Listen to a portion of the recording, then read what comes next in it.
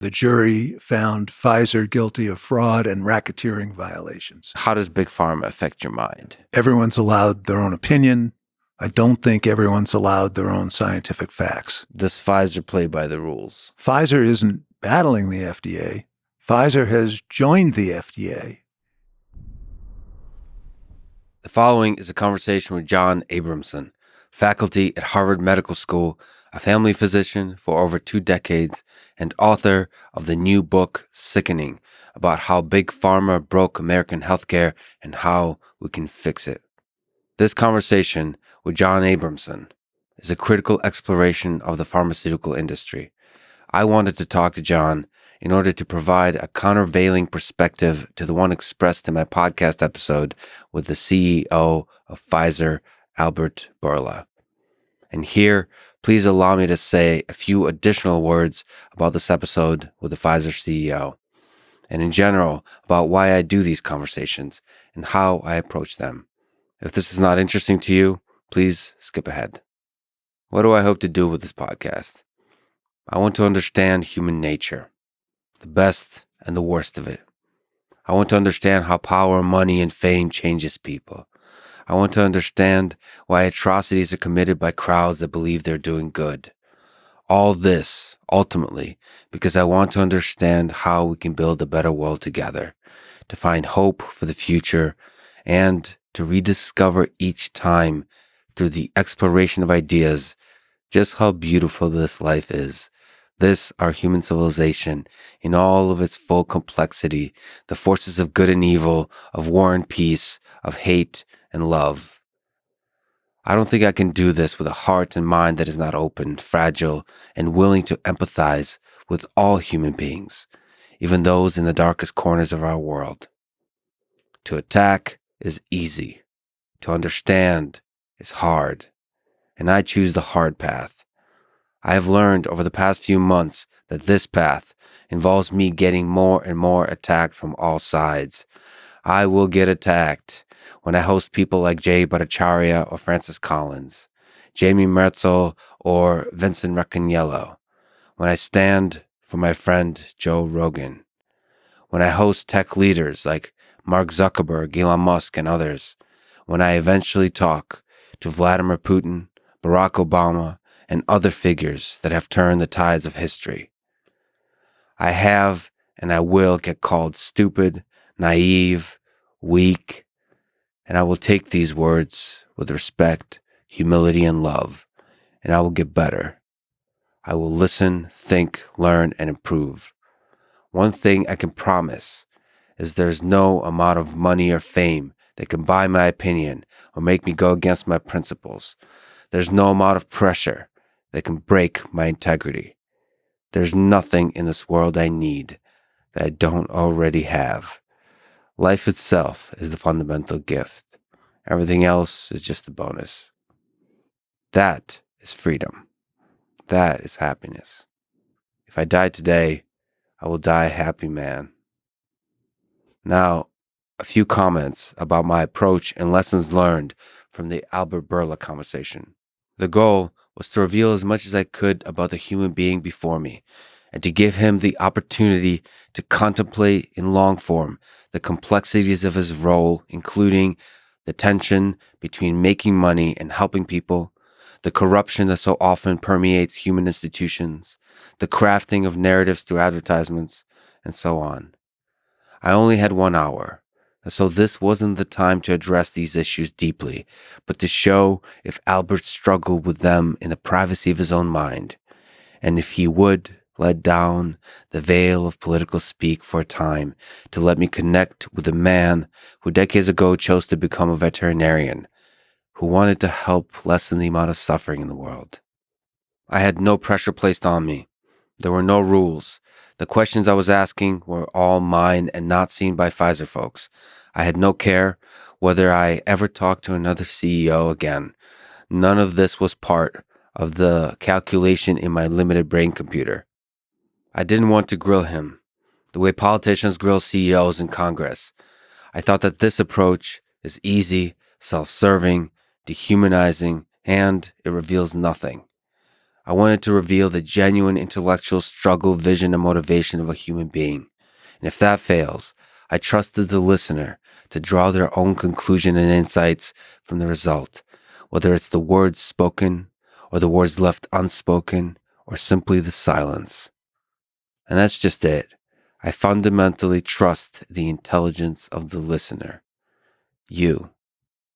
In fact, if I criticize the person too hard or celebrate the person too much, I feel I fail to give the listener a picture of the human being that is uncontaminated by my opinion or the opinion of the crowd.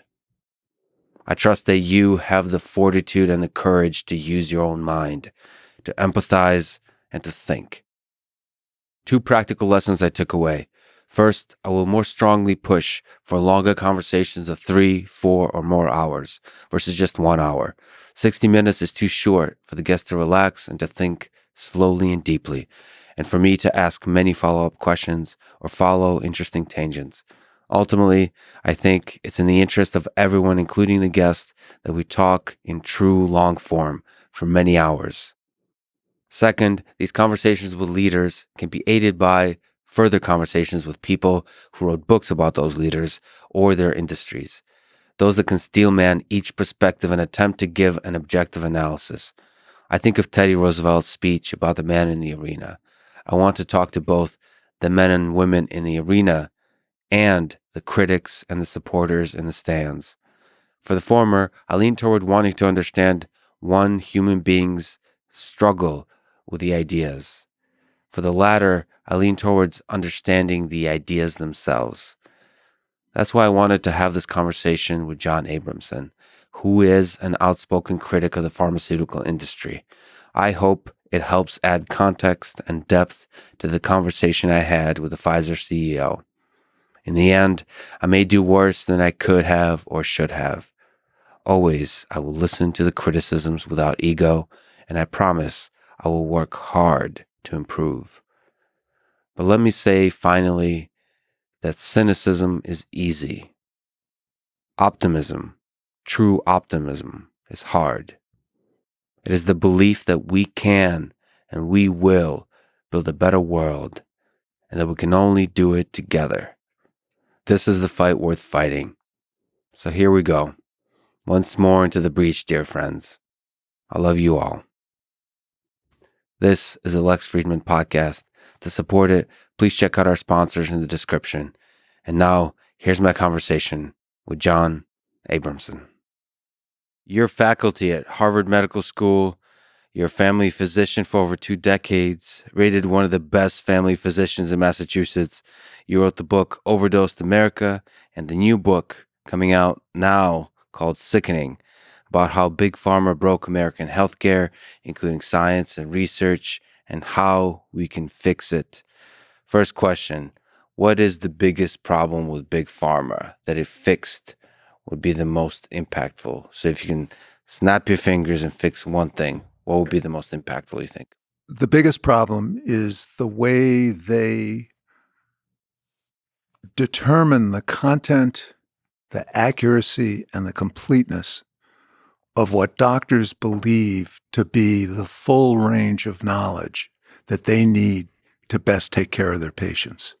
So that with the knowledge having been taken over by the commercial interests, primarily the pharmaceutical industry, the purpose of that knowledge is to maximize the profits that get returned to investors and shareholders, and not to optimize the health of the American people.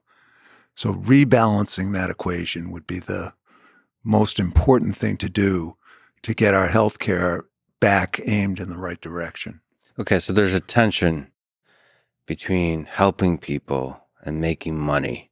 So if we look at particularly the task of helping people in medicine, in healthcare, is it possible, if money is the primary sort of mechanism by which you achieve that as a motivator, is it possible to get that right? I think it is, Lex, but I think it is not possible without guardrails that maintain the integrity and the balance of the knowledge. Without those guardrails, it's like trying to play a professional basketball game without referees and having players call their own fouls. But the players are paid to win, and you can't count on them to call their own fouls. So we have referees who are in charge. We don't have those referees in American healthcare. That's the biggest way that American healthcare is distinguished from healthcare in other wealthy nations. So you mentioned Milton Friedman, and you mentioned his book called Capitalism and Freedom. He writes that there are only 3 legitimate functions of government: to preserve law and order, to enforce private contracts, and to ensure that private markets work. You said that that was a radical idea at the time, but we're failing on all 3. How are we failing? And also maybe the bigger picture is what are the strengths and weaknesses of capitalism when it comes to medicine and healthcare? Can we separate those out? Because those Sure. are 2 huge questions. So how we're failing in all 3, and these are the minimal functions that our guru of free market capitalism said the government should perform. So this is the absolute baseline. On preserving law and order, the drug companies routinely violate the law in terms of their marketing and in terms of their presentation of the results of their trials. I know this because I was an expert in litigation for about 10 years. I presented some of what I learned in civil litigation to the FBI and the Department of Justice, and that case led to the biggest criminal fine in U.S. history as of 2009. And I testified in a federal trial in 2010, and the jury found Pfizer guilty of fraud and racketeering violations. In terms of violating the law, it's a routine occurrence. The drug companies have paid $38 billion worth of fines from, I think, 1991 to 2017. It's never been enough to stop the misrepresentation of their data. And rarely are the fines greater than the profits that were made. Executives have not gone to jail for misrepresenting data that have involved even tens of thousands of deaths in the case of Vioxx, OxyContin as well.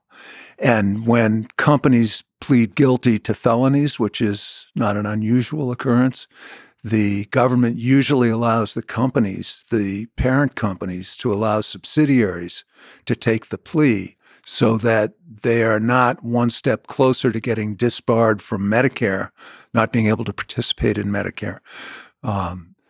So in that sense, there is a mechanism that is appearing to impose law and order on drug company behavior, but it's clearly not enough. It's not working. Can you actually speak to human nature here? Are people corrupt? Are people malevolent? Are people ignorant that work at the low level and at the high level at Pfizer, for example, at big pharma companies? How is this possible? So I believe, just on a small tangent, that most people are good. And I actually believe if you join big pharma, so a company like Pfizer, your life trajectory often involves dreaming and wanting and enjoying helping people. Yes. And then we look at the outcomes that you're describing, and it looks, and that's why the narrative takes hold that like Pfizer CEO Albert Bourla, who I talked to, is malevolent. The sense is like these companies are evil. So if the different parts, the people are good and they want to do good, how are we getting these outcomes? Yeah. I think it has to do with the cultural milieu that this is unfolding in. And we need to look at sociology to understand this, that when the cultural milieu is set up to maximize the returns on investment for shareholders and other venture capitalists and hedge funds and so forth. When that defines the culture, and the higher up you are in the corporation, the more you're in on the game of getting rewarded for maximizing the profits of the investors. That's the culture they live in. And it becomes normative behavior to do things with science that look normal in that environment and are shared values within that environment by good people whose self-evaluation becomes modified by the goals that are shared by the people around them. And within that milieu, you have one set of standards, and then the rest of good American people have the expectation that the drug companies are trying to make money, but that they're playing by rules that aren't part of the insider milieu. That's fascinating. The game they're playing modifies the culture, of inside the meetings, inside the rooms, day to day. That there's a bubble that forms. Like we're all in bubbles of different sizes. Right. And that bubble allows you to drift in terms of what you see as ethical and unethical. Because you see the game as just, it's just part of the game. So marketing is just part of the game. Right. And paying the fines is just part of the game, of science. Yep. Yep. And without guardrails, it becomes even more part of the game. You keep moving in that direction if you're not bumping up against guardrails. And I think that's how we've gotten to the extreme situation we're in now. So, like I mentioned, I spoke with Pfizer CEO Albert Bourla, and I'd like to raise with you some of the concerns I raised with him. So one, you already mentioned, I raised the concern that Pfizer is engaged in aggressive advertising campaigns. As you can imagine, he said no. What do you think? I think you're both right. I think that I agree with you that the aggressive advertising campaigns do not add value to society. And I agree with him that they're, for the most part, legal, and it's the way the game is played. Right. So, sorry to interrupt, but oftentimes his responses are,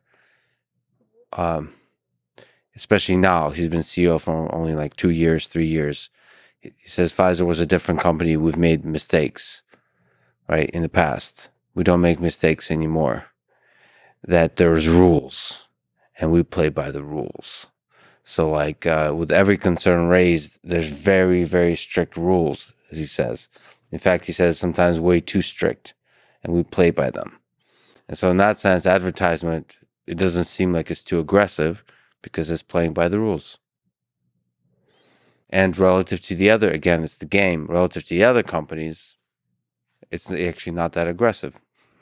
Relative to the other big pharma companies. Yes. I hope we can quickly get back to whether or not they're playing by the rules, but Yes. In general. But let's just look at the question of advertising specifically. I think that's a good example of what it looks like from within that culture and from outside that culture. He's saying that we follow the law on our advertising. We state the side effects and we state the FDA-approved indications, and we do what the law says we have to do for advertising. And I've not been an expert in litigation for a few years, and I don't know what's going on currently, but let's take him at his word. It could be true. It might not be, but it could be. But if that's true, in his world, in his culture, that's ethical business behavior. From a common sense person's point of view, a drug company paying highly skilled media folks to take the information about the drug and create the illusion, the emotional impact, and the takeaway message for viewers of advertisements that grossly exaggerate the benefit of the drug and minimize the harms, it's sociopathic behavior to have viewers of ads leave the ad with an unrealistic impression of the benefits and harms of the drug. And yet he's playing by the rules. He's doing his job as CEO to maximize the effect of his advertising. And if he doesn't do it, this is a key point. If he doesn't do it, he'll get fired and the next guy will. Mm-hmm. So the people that survive in the company, the people that get raises in the company and move up in the company are the ones that play by the rules. And that's how the game solidifies itself. But the game is within the bounds of the law. Sometimes, most of the time, not always. We'll return to that question. I'm actually more concerned about the effect of advertisement in a kind of much larger scale on the people that are getting funded by the advertisement in self-censorship, just like more subtle, more passive pressure to not say anything negative. Because I've seen this and I've been saddened by it, that people sacrifice integrity in small ways when they're being funded by a particular company. They don't see themselves as doing so, but you could just clearly see that the space of opinions that they're willing to engage in, or a space of ideas they're willing to play with, is one that doesn't include anything that could possibly be negative about the company. They just choose not to, because, why? And that's really sad to me, that, if you give me $100, I'm less likely to say something negative about you. That makes me sad, because like the reason I wouldn't say something negative about you, I prefer, is the pressure of friendship and human connection, those kinds of things. So I understand that. That's also a problem, by the way. So to start having dinners and shaking hands and, oh, aren't we friends? But the fact that money has that effect is really sad to me. On the news media, on the journalists, on scientists, that's scary to me. But of course, the direct advertisement to consumers, like you said, is a potentially very negative effect. I wanted to ask if what you think is the most negative impact of advertisement. Is it that direct to consumer on television? Is it advertisement to doctors, which I'm surprised to learn, I was vaguely looking at, is more than the advertisement? More is spent on advertising to doctors than to consumers. That's really confusing to me. It's fascinating, actually. And then also, obviously, the law side of things is the lobbying dollars, which I think is less than all of those. But anyway, it's in the ballpark. What concerns you most? Well, it's the whole nexus of influence. There's not one thing, and they don't they don't put all their eggs in one basket. It's a whole surround sound program here. Yeah. But in terms of advertisements, let's take the advertisement. Trulicity is a diabetes drug, for type 2 diabetes, an injectable drug. And it lowers blood sugar just about as well as metformin does. Metformin costs about $4 a month. Trulicity costs, I think, $6,200 a year. So $48 a year versus $6,200. Trulicity has distinguished itself because it did the manufacturer did a study that showed that it significantly reduces the risk of cardiovascular disease in diabetics. And they got approval on the basis of that study, that very large study being statistically significant.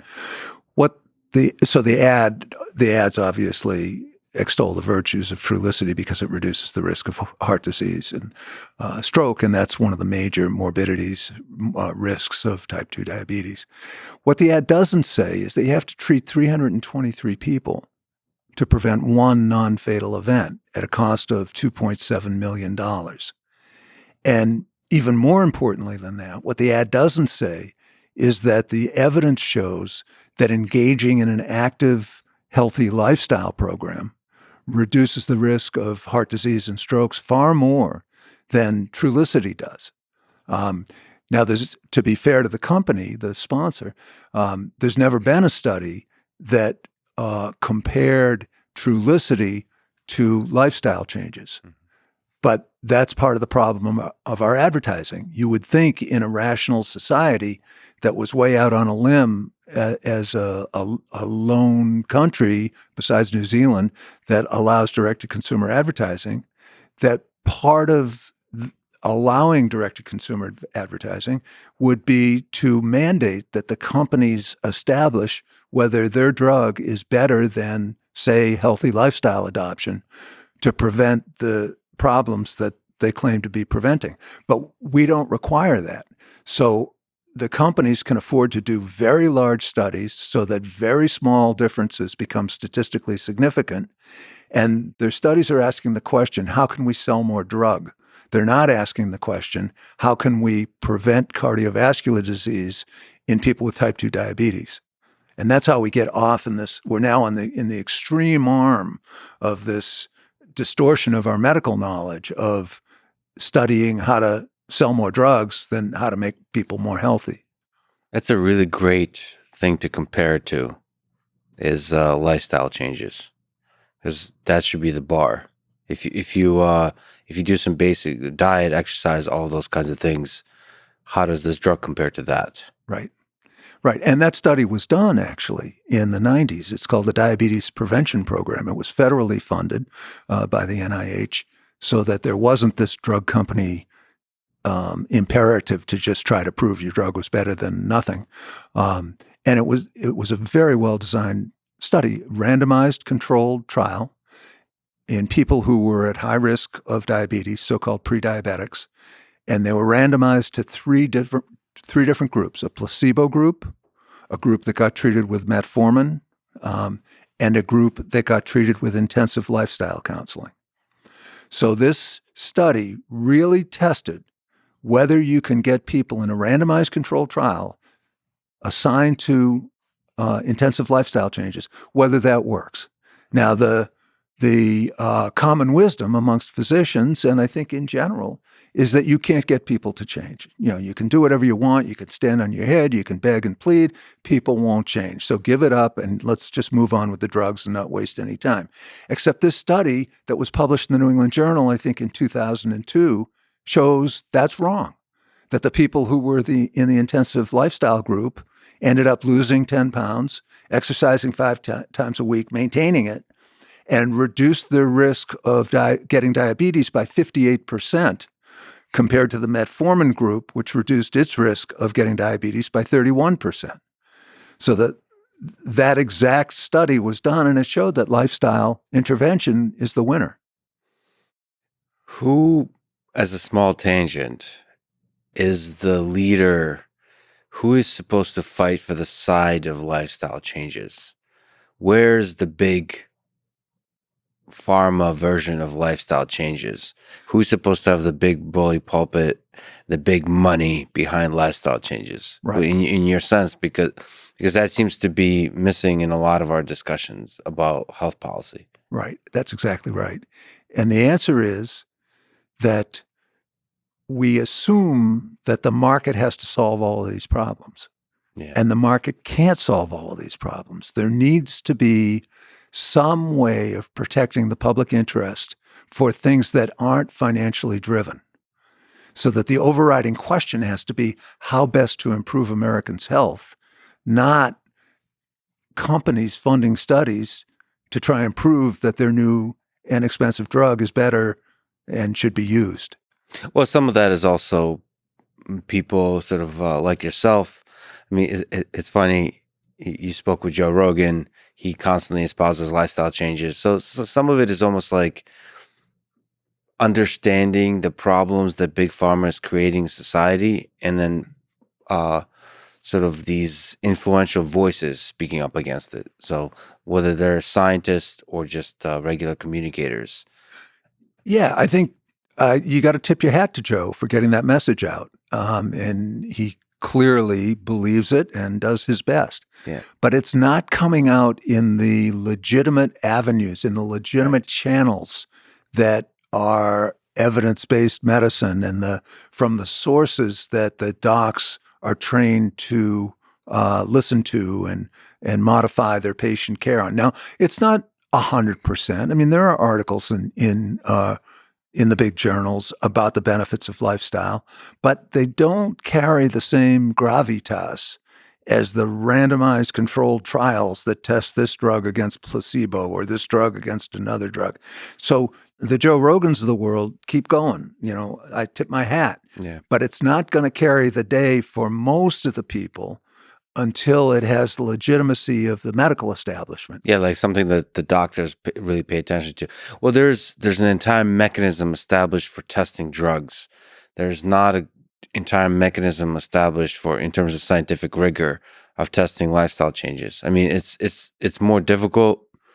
I mean, everything's difficult in science, with that science that involves humans, especially. But these studies are very expensive. They're difficult. It's difficult to find conclusions and to control all the variables. And so it's very easy to dismiss them unless you really do a huge study that's very well funded. And so maybe the doctors just lean towards the simpler studies over and over, which is what the drug companies fund. They can control more variables. See, but the control there is sometimes by hiding things too, right? So sometimes you can just say that this is a well-controlled study by pretending there's a bunch of other stuff, just ignoring the stuff could be correlated or could be the real cause of the effects you're seeing, all that kind of stuff. So money can buy ignorance, I suppose, in science. It buys kind of blinders that are on, that don't look outside the reductionist model. And that's another issue, is that nobody says to doctors in training, only listen to reductionist studies and conclusions and methods of promoting health. Yeah. Nobody says that explicitly, but the respectable science has to do with controlling the factors. And it just doesn't make sense to me. I'm going to pick on Trulicity because it's such an obvious example, but it's not more egregious than many others. It doesn't make sense to me to allow a drug to be advertised as preventing cardiovascular disease when you haven't included lifestyle changes as an arm in the study. It's just so crystal clear that the purpose of that study is to sell Trulicity. It's not to prevent cardiovascular disease. If we were in charge, I would try to convince you that anywhere the results of that study were presented to physicians, it would be stamped in big red letters. This study did not compare Trulicity to lifestyle changes. Mm-hmm. They need to know that. And the docs are kind of trained. These blinders get put on, and they're trained to kind of forget that that's not there. Do you think, so first of all, that's a small or big change to advertisement that seems obvious to say, like enforce that it should be compared to lifestyle changes. Do you think advertisements, period, in the United States for pharmaceutical drugs should be banned? I think they can't be banned. So it doesn't matter what I think. Okay. Let's say you were a dictator, and two, why can't they be banned? Okay. Answer either one. I believe, I've been told by lawyers who I trust, that the freedom of speech in the U.S. Constitution is such that you can't ban them, that you could ban cigarettes and alcohol, which have no therapeutic use, but drugs have a therapeutic use, and advertisements about them can't be banned. Let's assume that they can't be, because we know they won't be anyway. But let's assume they can't be. And especially our Supreme Court now would be unlikely to take that seriously. But that's not the issue. The issue is that if the drug companies want to spend their money advertising, they should have to have independent analysis of the message that the viewers are left with about the drug, so that it's realistic. What's the chance the drug will help them? Well, in Trulicity, it's 1 out of 323. 322 people aren't going to benefit from the cardiovascular risk reduction. What's the true cost? When drugs advertise that you may be able to get this for a $25 copay or something, tens of thousands of dollars a year drug for a $25 copay, what an enormous disservice that is to misrepresent the cost to society. That should not be allowed. So you should have to make it clear to the viewers how many people are going to benefit, what's your chance of benefiting, how does it compare to lifestyle changes or less expensive therapies? What do you give up if you use a less expensive therapy or gain, perhaps? And how much it costs. How much it costs. Now, that can go either way, because if you say Humira costs $72,000 and it's no more effective as a first-line drug than methotrexate, which costs $480, people might say, I want the expensive drug because I can get it for a $25 copay. So you'd have to temper that a little bit. Oh, you mean people are they don't care. They don't care. Their insurance is going to cover it, and it's a $25 copay. But we could figure out how to deal with that. The main point is that if we assume that advertisements are going to keep going, and they are, we could require that there be outside evaluation of the message that reasonable, unbiased viewers take away from the ads, and the ads would have to tell the truth about the drug. And the truth should have like sub-truth guardrails, meaning like the cost that we talked about, the effects compared to things that actually, lifestyle changes, just these details, very strict guardrails of what actually has to be specified. And I would make it against the law to have family picnics or dogs catching Frisbees in the ads. So you mean 95% of the ads? Yes. There's something dark and inauthentic about those advertisements, but they seem, I'm sure they're being done because they work for the target audience. Correct. And then the doctors too.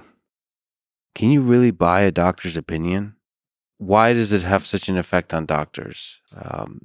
Advertisement to doctors, like you as a physician, again, like from everything I've seen, people love you, and I've just people should definitely look you up. From there's a bunch of videos of you giving talks on YouTube, and it's just it's so refreshing to hear just the clarity of thought about health policy, about healthcare. Just the way you think throughout the years. Thank you.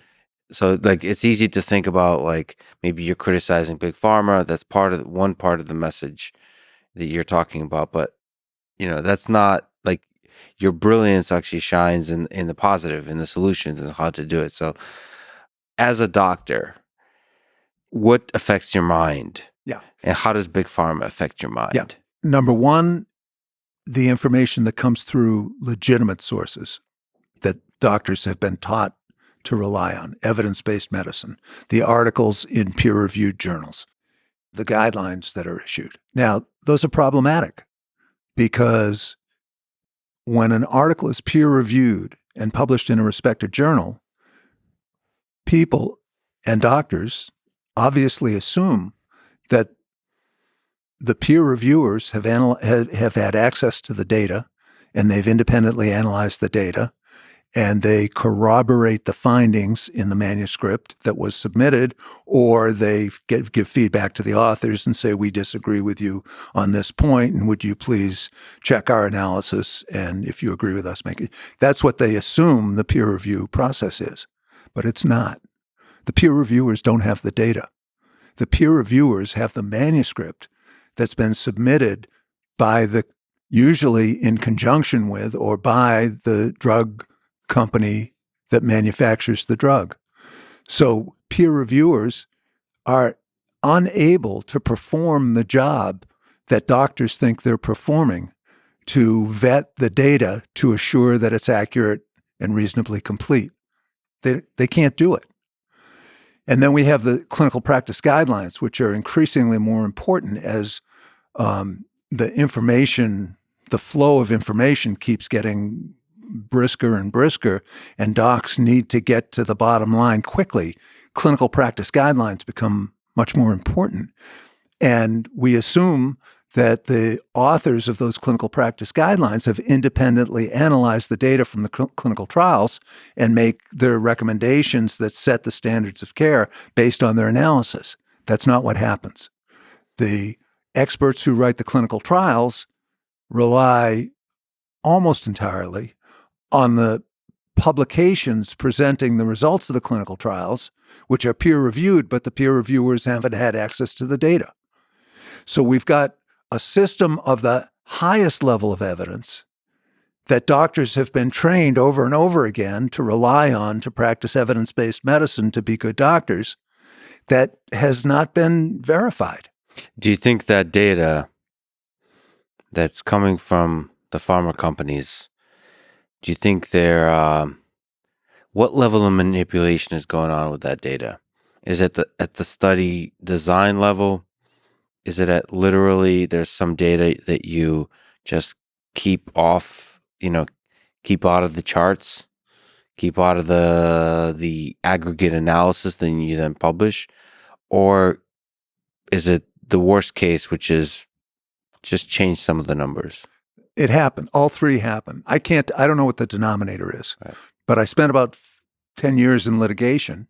And for example, in Vioxx, which was withdrawn from the market in 2004 in the biggest drug recall in American history, the problem was that it got recalled when a study that Merck sponsored showed that Vioxx more than doubled the risk of heart attacks, strokes, and blood clots, serious blood clots.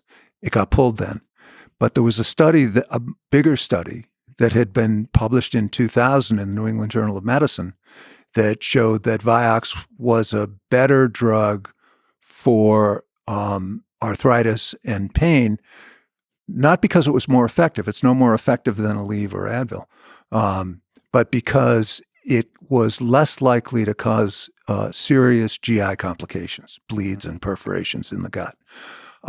Now, in that study that was published in the New England Journal, that was never corrected, it was a little bit modified 15 months after the drug was taken off the market, but never corrected.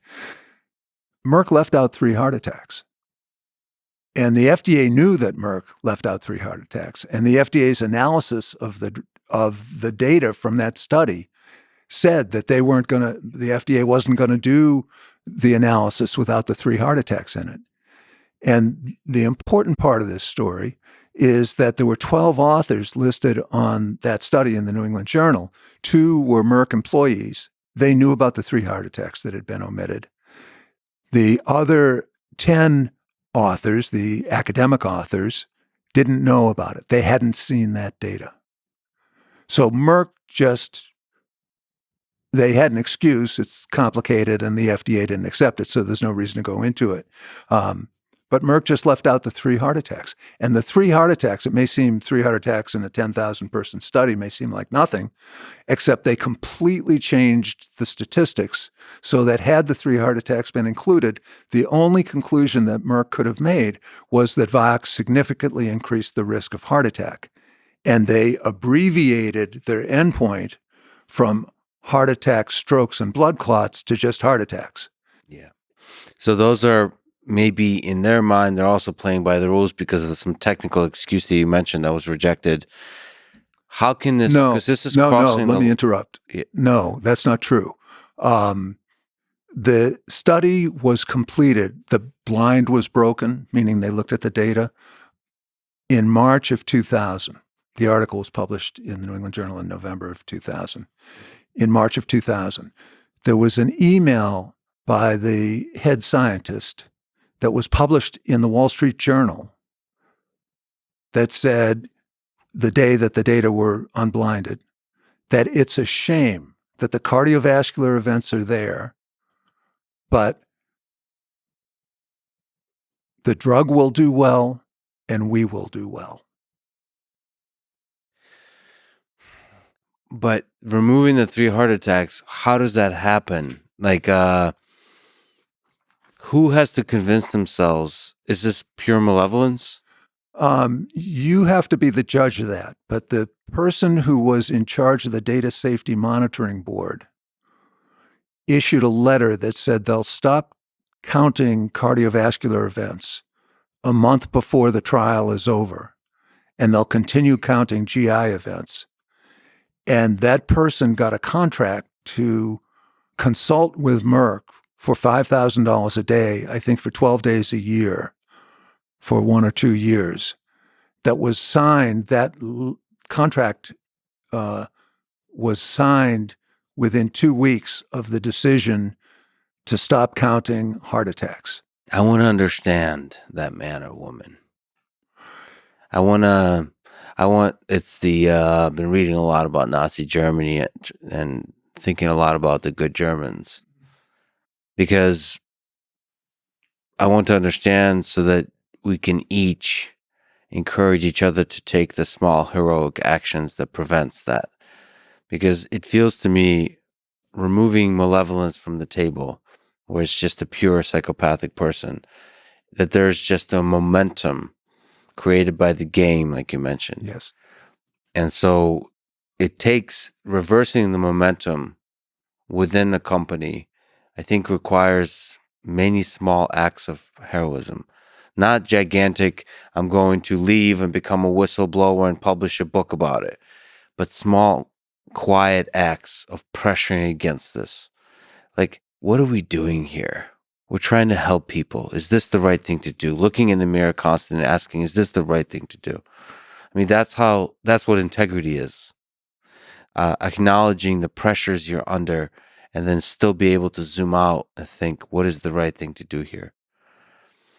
But the data, hiding the data, makes it too easy to live in ignorance. So like inside those companies. So your idea is that the reviewer should see the data. That's one step. So to even push back on that idea is, I assume you mean that data remains private except to the peer reviewers. The problem with, of course, as you probably know, is the peer review process is not perfect. It's individuals. It feels like there should be a lot more eyes on the data than just the peer reviewers. Yes. This is not a hard problem to solve. When a study is completed, a clinical study report is made. And it's usually several thousand pages. And what it does is it takes the raw patient data and it tabulates it in the ways, it's supposedly and usually in the ways that the company has pre-specified, so that you then end up with a searchable, let's say, 3,000-page document. As I became more experienced as an expert in litigation, I could go through those documents pretty quickly. Quickly may mean 20 hours or 40 hours, but it doesn't mean 3 months of my work. And see if the way the company has analyzed the data is consistent with their statistical analysis plan and their pre-specified outcome measures. Mm-hmm. It's not hard. And I think you're right. Peer reviewers, I don't peer review clinical trials, but I peer review other kinds of articles. I have to do one on the airplane on the way home. And it's hard. I mean, we're just ordinary mortal people volunteering to. Unpaid. The motivation is not clear. The motivation is to to be a good citizen in the medical community, and to be on friendly terms with the journals, so that if you want to get published, there's sort of an unspoken incentive. As somebody who enjoys game theory, I feel like that motivation is good, but could be a lot better. Yes, you should get more recognition or in some way academic credit for it. It should go to your career advancement. If it's an important paper and you recognize it's an important paper as a great peer reviewer, that this is not in that area where it's like clearly a piece of crap paper, or clearly an awesome paper that doesn't have controversial aspects to it and it's just a beautiful piece of work. Okay, those are easy. And then there is like the very difficult gray area, which may require many, many days of work on your part as a peer reviewer. So it's not, it's not just a couple hours, but really seriously reading. Like some papers can take months to really understand. So if you really want to struggle, there has to be an incentive for that struggle. Yes. And billions of dollars ride on some of these studies. And lives. Yeah. Right? Right. Not to mention. Right. But it would be easy to have full-time statisticians hired by the journals or shared by the journals, who were independent of any other financial incentive, to go over these kind of methodological issues and take responsibility for certifying the analyses that are done, and then pass it on to the volunteer peer reviewers. See, I believe even in this, in the sort of capitalism or even social capital. After watching Twitter in the time of COVID and just looking at people that investigate themselves, I believe in the citizenry. People, if you give them access to the data, like these like citizen scientists arise. A lot of them it's kind of funny. A lot of people that are just really used to working with data. They don't know anything about medicine, and they don't have actually the biases that a lot of doctors and medical and a lot of the people that read these papers, they'll just go raw into the data and look at it with like they're bored almost, and they do incredible analysis. So I there's some argument to be made for a lot of this data to become public, like anonymized, all that kind of stuff, but for a lot of it to be public, especially when you're talking about things as impactful as some of these drugs. I agree 100%. So let's turn the microscope. Let's get a little bit more granular. Sure. On the peer review issue, we're talking about pre-publication transparency. Yes. And that is critically important. Once a paper is published, the horses are out of the barn, and docs are going to read it, take it as evidence-based medicine. The economists call what then happens as stickiness, that the docs hold on to their beliefs. And my own voice inside says, once doctors start doing things to their patients' bodies, they're really not too enthusiastic about hearing it was wrong. Yeah, that's the stickiness of human nature. Wow. Yeah. So that bar, once it's published in the doctors, that's when the stickiness emerges. Wow. Yeah. It's hard to put that toothpaste back in the tube. Now, that's pre-publication transparency, which is essential. And you could have whoever saw that data pre-publication could sign confidentiality agreements so that the drug companies couldn't argue that we're just opening the spigots of our data and people can copy it and blah, all the excuses they make. You could argue that you didn't have to, but let's just let them do it. Let the peer reviewers sign confidentiality agreements, and they won't leak the data. But then you have to go to post-publication transparency, which is what you were just getting at, to let the data free and let citizens and citizen scientists and other doctors who are interested have at it. Kind of like Wikipedia, have at it. And, let it out and let people criticize each other. Okay, so speaking of the data, the FDA asked 55 years to release Pfizer vaccine data. This is also something I raised with Albert Bourla, the Pfizer. What did he say? There's several things I didn't like about what he said. So some things are expected, and some of it is just revealing the human being, which is what I'm interested in doing. But he said he wasn't aware of the 75 and the 55. I'm sorry, wait a minute. He wasn't aware of how long. So here, I'll explain what. Okay. Do you know that since you spoke to him, Pfizer has petitioned the judge to join the suit in behalf of the FDA's request to release that data over 55 or 75 years? Pfizer's fully aware of what's going on. He's aware. I'm sure he's aware in some formulation. The exact years he might have not been aware, but the point is that that is the FDA, the relationship with Pfizer and the FDA in terms of me being able to read human beings was the thing he was most uncomfortable with, that he didn't want to talk about the FDA. And it was clear that there was a relationship there, that if the words you use may do a lot of harm, potentially because, like you're saying, there might be lawsuits going on, there's litigation, there's legal stuff, all that kind of stuff. And then there's a lot of games being played in this space. So I don't know how to interpret it if he's actually aware or not, but the deeper truth is that he's deeply uncomfortable bringing light to this part of the game. Yes. And I'm going to read between the lines, and Albert Bourla certainly didn't ask me to speak for him. But I think, but when did you speak to him? How long ago? Wow, time flies when you're having fun. 2 months ago. 2 months ago. So that was just recently, it's come out, just in the past week, it's come out that Pfizer isn't battling the FDA.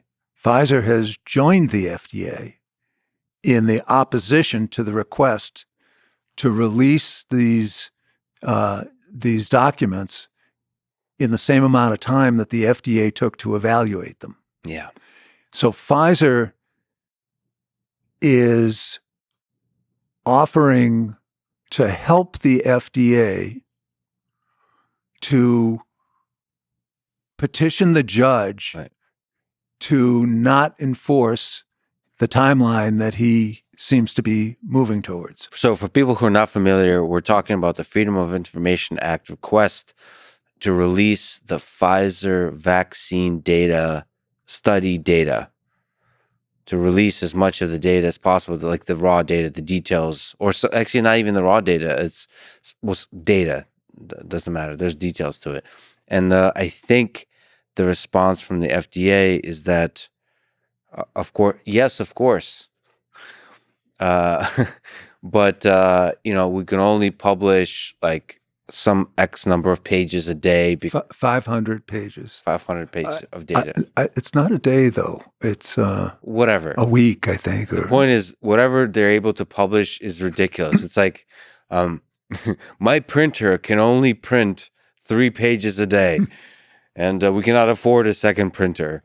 And so it's some kind of bureaucratic language for, there's a process to this. And now you're saying that Pfizer is obviously more engaged in helping this kind of bureaucratic process prosper in its full absurdity, Kafkaesque absurdity. So, what is this? This really bothered people. This is really troublesome. And just to put it in just plain English terms, Pfizer's making the case that it can't. The FDA and Pfizer together are making the case that they can't go through the documents. It's going to take them some number of hundreds of folds more time to go through the documents than the FDA required to go through the documents to approve the vaccines, to give the vaccines full FDA approval. And the FDA's argument, talk about Kafkaesque, is that to do it more rapidly would cost them $3 million.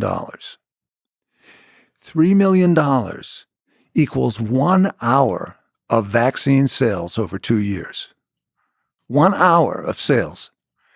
And they can't come up with the money. And now Pfizer has joined the suit to help the FDA fight off this mean judge who thinks they ought to release the data. But evidently Pfizer isn't offering to come up with the $3 million either. So, but for $3 million, I mean, maybe the FDA should do a GoFundMe campaign. Well, obviously the money thing, I mean, I'm sure if Elon Musk comes along and says, I'll give you $100 million, publish it now, I think they'll come up with another. So, I mean, it's clear that there's cautiousness. I don't know the source of it from the FDA. There's only one explanation that I can think of, which is that the FDA and Pfizer don't want to release the data. They don't want to release the 300,000 or 500,000 pages of documents, and I don't know what's in there. I want to say one thing very clearly. I am not an anti-vaxxer. I believe the vaccines work. I believe everybody should get vaccinated. The evidence is clear that if you're vaccinated, you reduce your risk of dying of COVID by 20-fold. And we've got new subvariants coming along. And I just want to be very clear about this.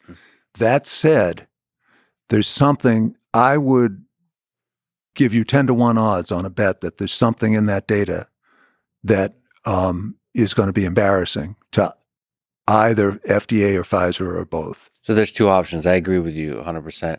One is they know of embarrassing things. That's option one. And option two, they haven't invested enough to truly understand the data. It's a lot of data that they have a sense there might be something embarrassing in there. And if we release it, surely the world will discover the embarrassing. And to do sort of to steelman their argument, they'll take the press, the people will take the small embarrassing things and blow them up into big things. Yes, and support the anti-vax Yes. campaign. Yes. I think that's all possible. Nonetheless, the data are about the original clinical trial. Mm-hmm. And the emergency use authorization was based on the first few months of the data from that trial, and it was a 2-year trial. The rest of that data has not been opened up, and there was not an advisory committee meeting to look at that data when the FDA granted full authorization. Again, I am pro-vaccine. I am not making an anti-vax argument here. But I suspect that there's something pretty serious in that data. And the reason why I'm not an anti-vaxxer, having not been able to see the data that the FDA and Pfizer seem to willing not just to put effort into preventing the release of, but seem to have quite a bit of energy into invest quite a bit of energy in not releasing that data. The reason why that doesn't tip me over into the anti-vaxxer side is because that's clinical trial data, early clinical trial data that involved several thousand people. We now have millions of data points from people who have had the vaccine. This is real world data showing the efficacy of the vaccines. And so far, knock on wood, there aren't side effects that overcome the benefits of vaccine. So I'm with you. I'm now, I guess, 3 shots of the vaccine. But there's a lot of people that are kind of saying, well, even the data on the real world use, large scale data is messy. The way it's being reported, the way it's being interpreted.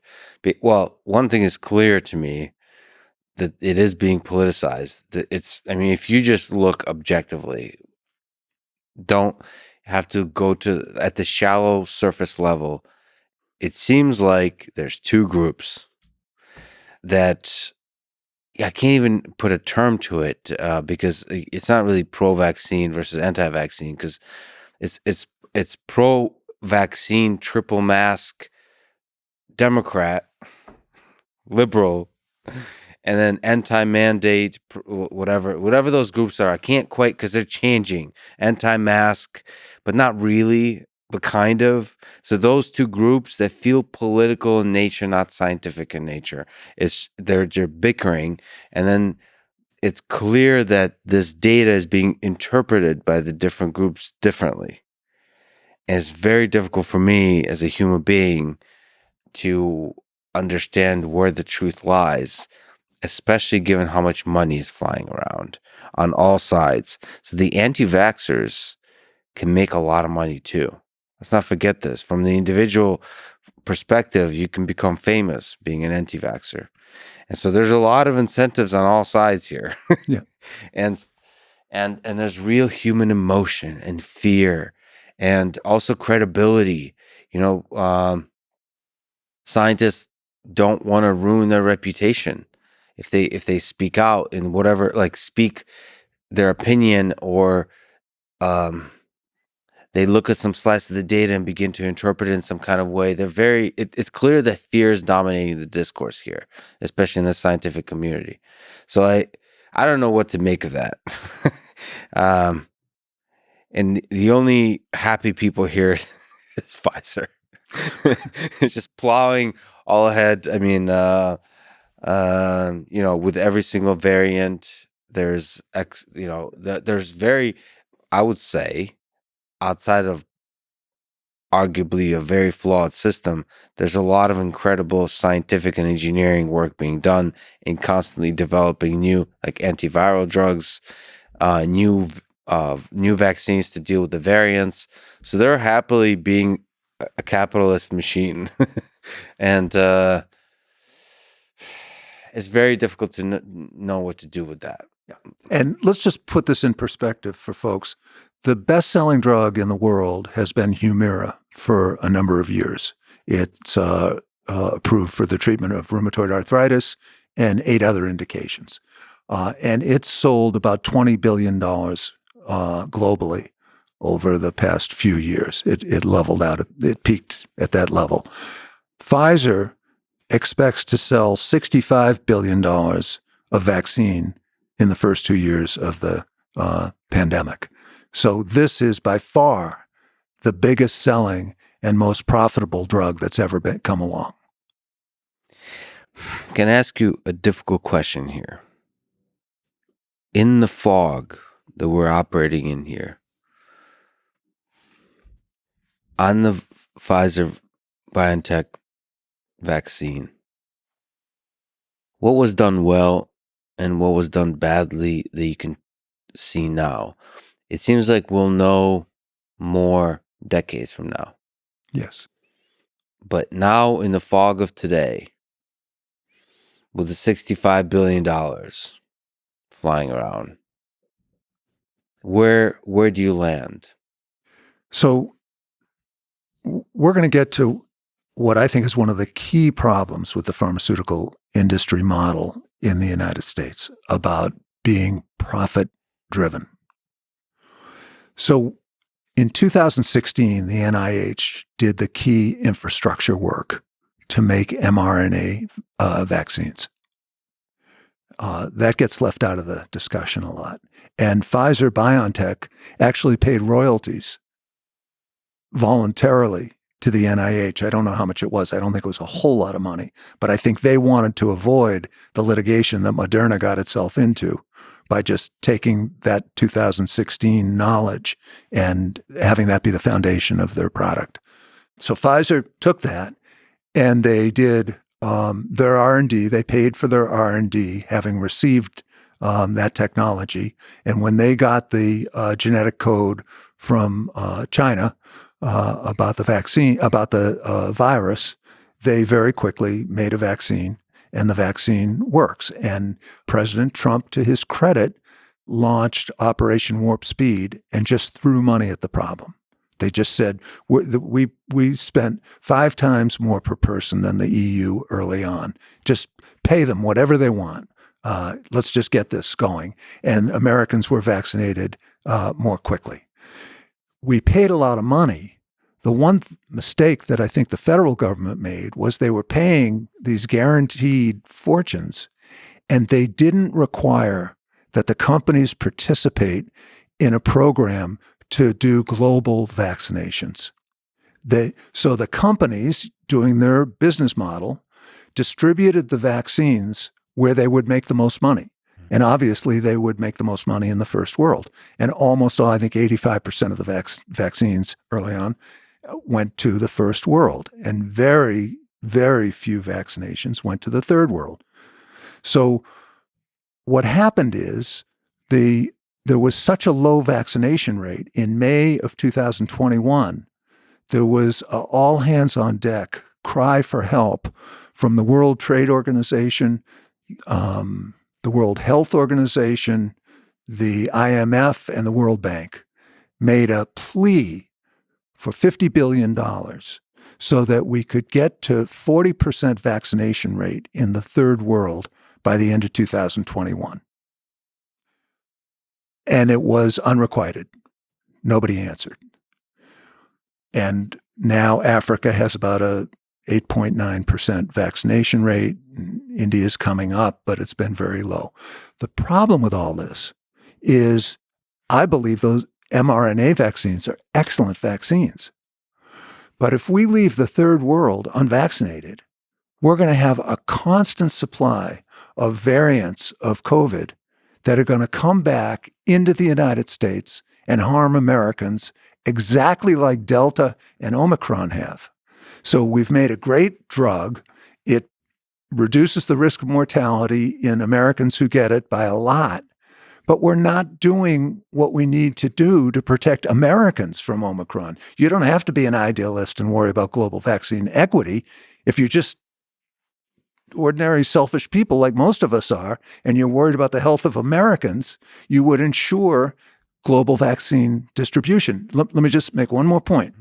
That $50 billion that was requested by the four organizations back in May of 2021, 32 billionaires made $50 billion from the vaccines at that point, took it into their private wealth. So what had been taken, this enormous amounts of money that had been taken into private wealth was enough to do what those organizations said needed to be done to prevent the subvariants from coming back and doing what they're doing. So the money was there, but how does the motivation, the money-driven motivation of big pharma, lead to that that kind of allocation of vaccines? Because they can make more money in the United States. Yeah, they're going to distribute their vaccines where they can make the most money. Right. Is there a malevolent aspect to this where, boy, I don't like saying this, but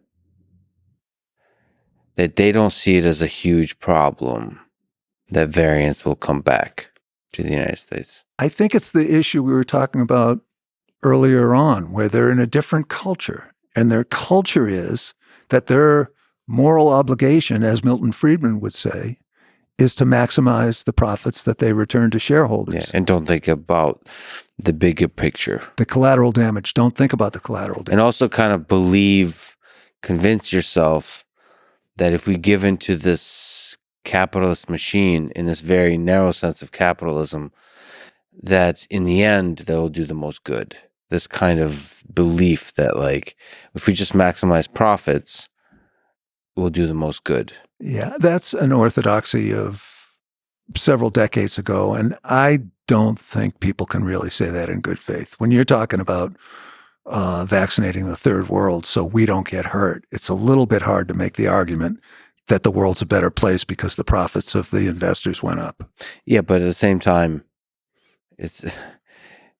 I think that's a belief you can hold. I mean, I've interacted with a bunch of folks that kind of, I don't want to mischaracterize Ayn Rand, okay? I respect a lot of people, but it's a belief that can take hold. If I just focus on this particular maximization, it will do the most good for the world. The problem is when you choose what to maximize and you put blinders on, it's too easy to start making gigantic mistakes that have a big negative impact on society.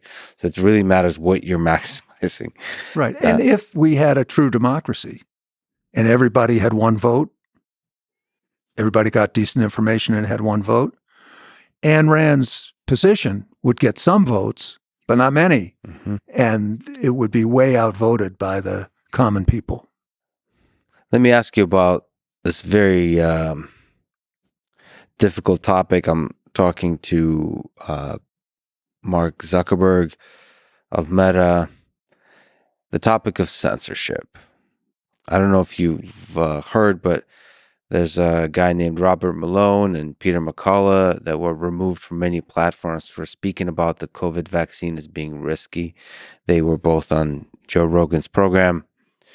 What do you think about censorship in this space? In this difficult space where so much is controlled by, not controlled, but influenced by advertisements from big pharma. And science can even be influenced by big pharma. Where do you lean on this? Should we lean towards freedom and just allow all the voices, even those that go against the scientific consensus? Is that one way to fight the science that is funded by big pharma? Or is that do more harm than good, having too many voices that are contending here? Should the ultimate battle be fought in the space of scientific publications? And particularly in the era of COVID, where there are large public health ramifications to this public discourse, the ante is way up. So I don't have a simple answer to that. I think everyone's allowed their own opinion. I don't think everyone's allowed their own scientific facts.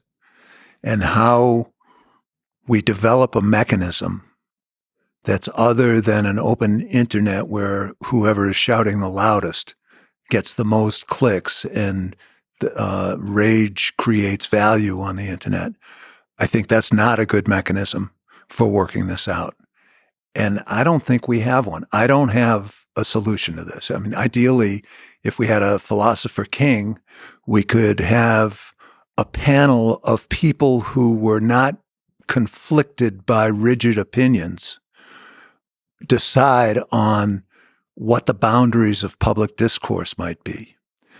I don't think it should be fully open. I don't think people who are who are committed to an anti-vaccine position and will tailor their interpretation of complex scientific data to support their opinion, I think that can be harmful. Constraining their speech can be harmful as well. So I don't have an answer here. But yeah. I tend to believe that it's more dangerous to censor anti-vax messages. The way to defeat anti-vax messages is by being great communicators, by being great scientific communicators. So it's not that we need to censor the things we don't like. We need to be better at communicating the things we do like, or the things that we do believe represent a deep scientific truth. Because I think if you censor, you get worse at doing science, and you give the wrong people power. So I tend to believe that you should give power to the individual scientists and also give them the responsibility of being better educators, communicators, expressors of scientific ideas. Put pressure on them to release that data in a way that's easily consumable, not just like very difficult to understand, but in a way that can be understood by a large number of people. So the battle should be fought in the open space of ideas versus in the quiet space of journals. I think we no longer have that comfort, especially at the highest of stakes. So this kind of idea that a couple of peer reviewers decide the fate of billions is doesn't seem to be sustainable, especially given a very real observation now that that the reason Robert Malone has a large following is there's a deep distrust of institutions, deep distrust of scientists, of science as an institution, of power centers, of companies, of everything, and perhaps rightfully so. But the way to defend against that is not for the powerful to build a bigger wall. It's for the powerful to be authentic, and maybe to a lot of them to get fired, and for new minds, for new, fresh scientists, ones who are more authentic, more real, better communicators to step up. So I fear censorship, because it feels like censorship is a even harder job to do it well than being good communicators. And it seems like it's always the C students that end up doing the censorship. That it's like it's always the incompetent people, and not just the incompetent, but the biggest whiners. So like what happens is the people that get the most emotional and the most outrage will drive the censorship. And it doesn't seem like reason drives the censorship. That's just objectively observing how censorship seems to work in this current. So there's so many forms of censorship.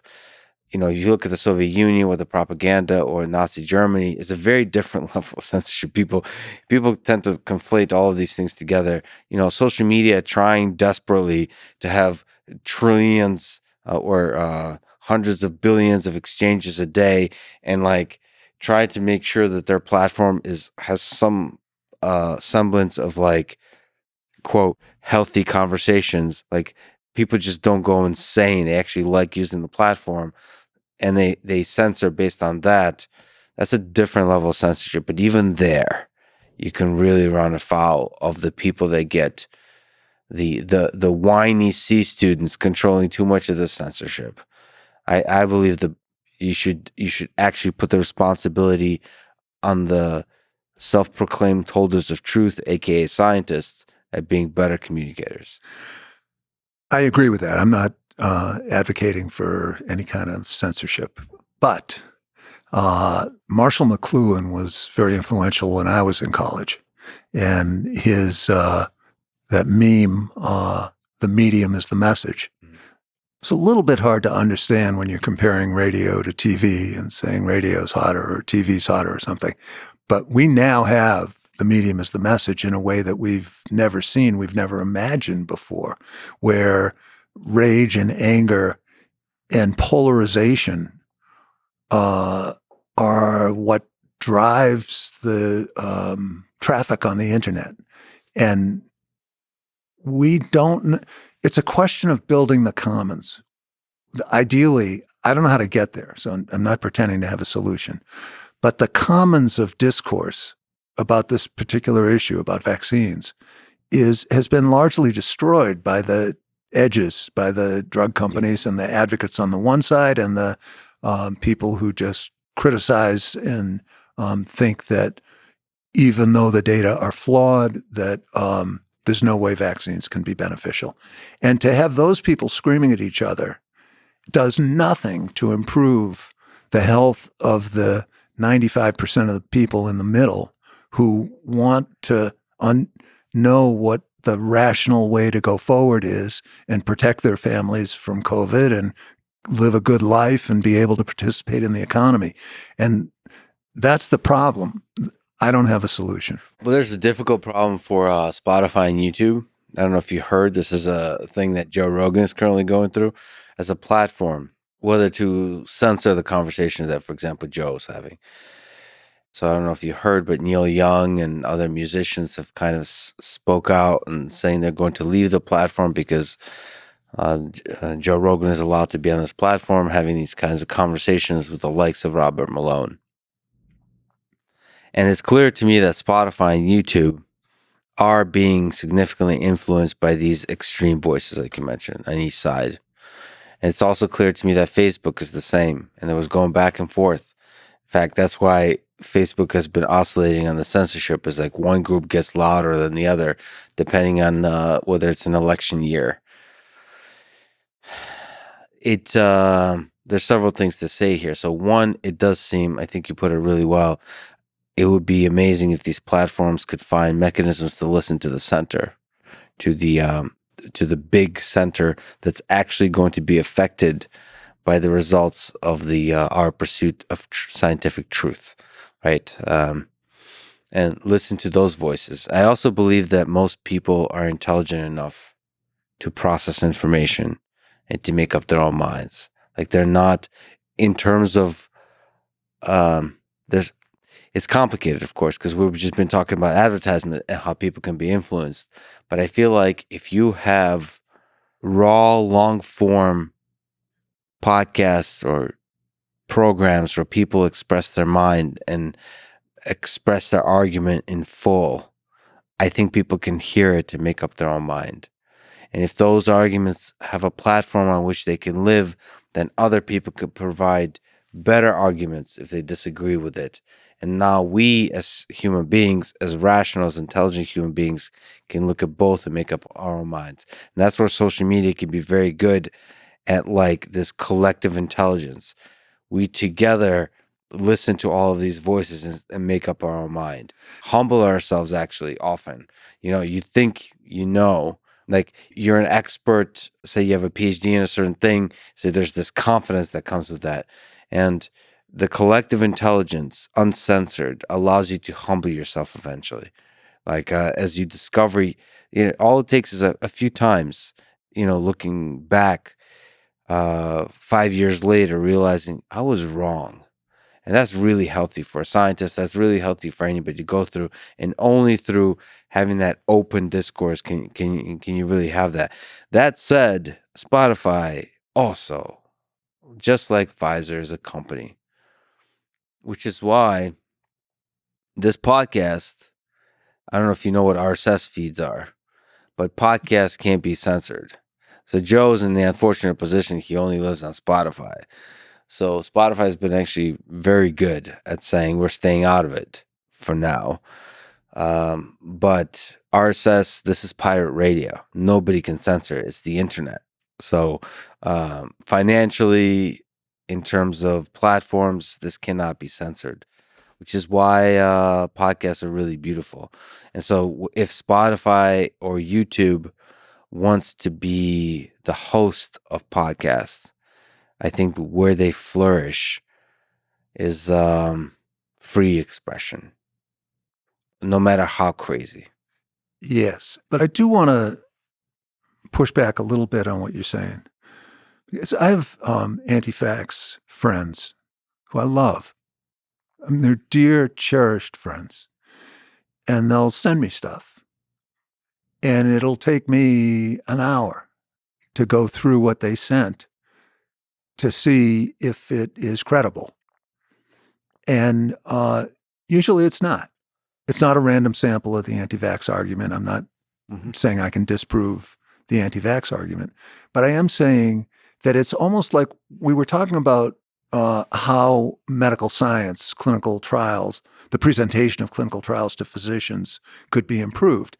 And the first thing we came up with is to have pre-publication transparency in the peer review process. Yes. So bad information, biased information doesn't get out as if it's legitimate and you can't put it back, recapture it once it gets out.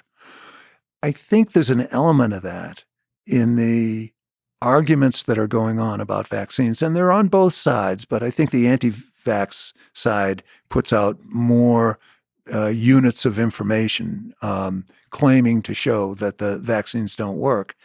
And I guess in an ideal situation, there would be real-time fact-checking by independent people, not to censor it, but to just say that study was set up to do this, and this is what the conclusions were. So the way it was stated is on one side of this argument. But that's what I'm arguing. Yeah, I agree with you. What I'm arguing is that this big network of humans that we have, that is the collective intelligence, can't do that real time if you allow it to, if you encourage people to do it. And the scientists, as opposed to, listen, I interact with a lot of colleagues, a lot of friends that are scientists, they roll their eyes. Their response is like, ugh, like they don't want to interact with this. But that's just not the right response.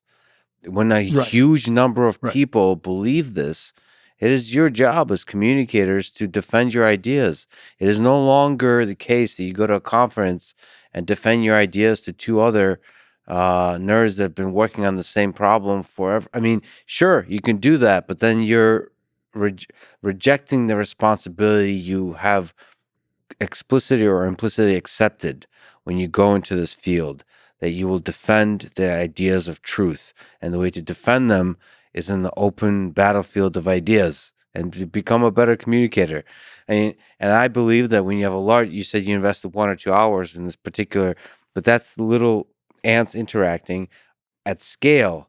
I think that allows us to progress towards truth. At least I hope so. I think you're an optimist. I want to work with you a little bit on this. Let's say a person like Joe Rogan, who, by the way, had me on his podcast and let me... It's an amazing conversation. I really enjoyed it. Well, thank you. I did too. And I didn't know Joe. I didn't know much about his podcast. And you pushed back on Joe a bunch, which is great. And he was, I love it. He was a gentleman, and we had it out. In fact, he put one clip. At one point, he said something that was a little bit wrong, and I corrected him. And he had the guy Jamie. He had Jamie check it and was very forthright in saying, yeah, John got it right here. We got to modify this a little bit. In any event. You got him. Well, I wasn't trying to get him. You totally. There's a beautiful exchange. There's so much respect in the room, pushing back and forth. It was great. Yeah. So I respect him.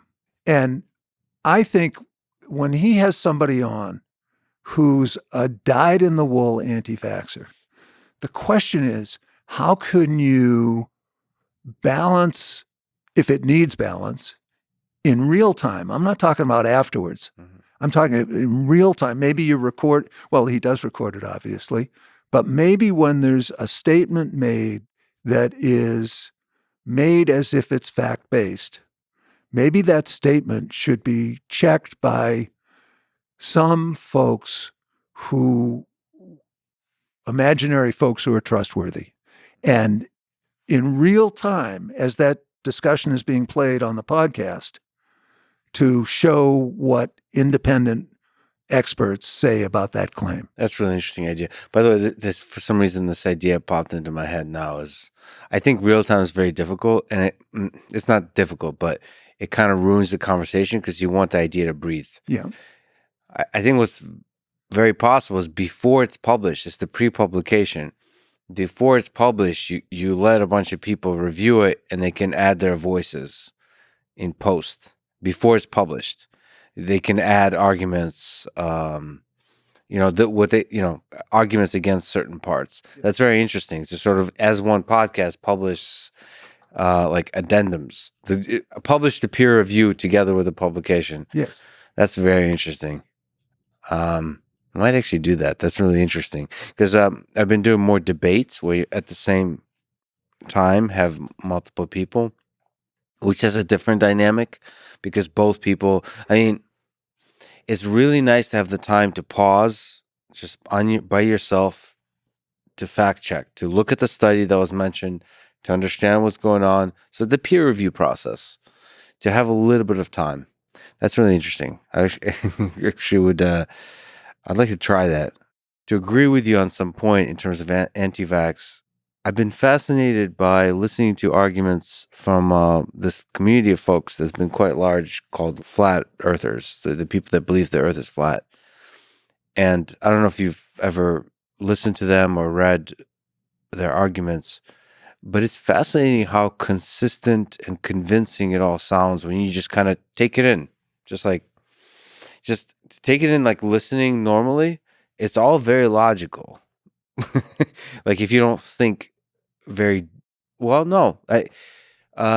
So the thing is, the reality is, at the very basic human level, with our limited cognitive capabilities, the Earth is pretty flat. When you go outside and you look, it's flat. So like when you use common sense reasoning, it's very easy to play to that to convince you that the Earth is flat. Plus, there's powerful organizations that want to manipulate you and so on. But then there's, the whole progress of science and physics of the past. But that's difficult to integrate into your thought process. So it's very true that the people should listen to flat earthers, because it was very revealing to me how easy it is to be convinced of basically anything. By charismatic arguments. Right. And if we're arguing about whether the Earth is flat or not, as long as we're not navigating airplanes and doing other kinds of things, trying to get satellites to do transmission, it's not that important what we believe.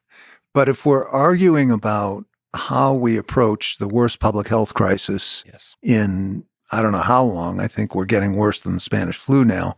I don't know what the total global deaths with Spanish flu were, but in the United States, we certainly have more deaths than we had from Spanish flu. Plus the economic pain and suffering. Yes. And the damage to the kids in school and so forth. We got a problem, and it's not going away, unfortunately. So when we get a problem like that, it's not just an interesting barroom conversation about whether the Earth is flat. There are millions of lives involved. Let me ask you yet another issue I raised with Pfizer CEO Albert Bourla. It's the question of revolving doors. That there seems to be a revolving door between Pfizer, FDA, and CDC. People that have worked at the FDA now work at Pfizer, and vice versa, including the CDC and so on. What do you think about that? So first of all, his response, once again, is there's very strict rules, and we follow them. Do you think that's a problem? Hoo-ha. And also, maybe this is a good time to talk about this Pfizer play by the rules.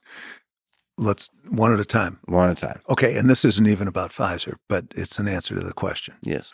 So there's this drug Aduhelm that was approved by the FDA maybe 6 months ago. It's a drug to prevent the progression of low-grade Alzheimer's disease. The target for drug development for Alzheimer's disease has been reducing the amyloid plaques in the brain, which correlate with the progression of Alzheimer's. And Biogen showed that its drug Aduhelm reduces amyloid plaques in the brain. They did 2 clinical trials to determine the clinical efficacy, and they found that neither trial showed a meaningful benefit.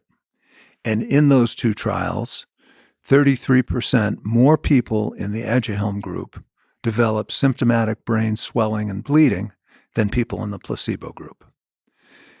There was an advisory committee convened to debate and determine how they felt about the approvability of Aduhelm, given those facts. And those facts aren't in dispute. They're in Biogen slides as well as FDA documents. The advisory committee voted 10 against approval and 1 abstain. So that's essentially unanimous vote against approving Aduhelm.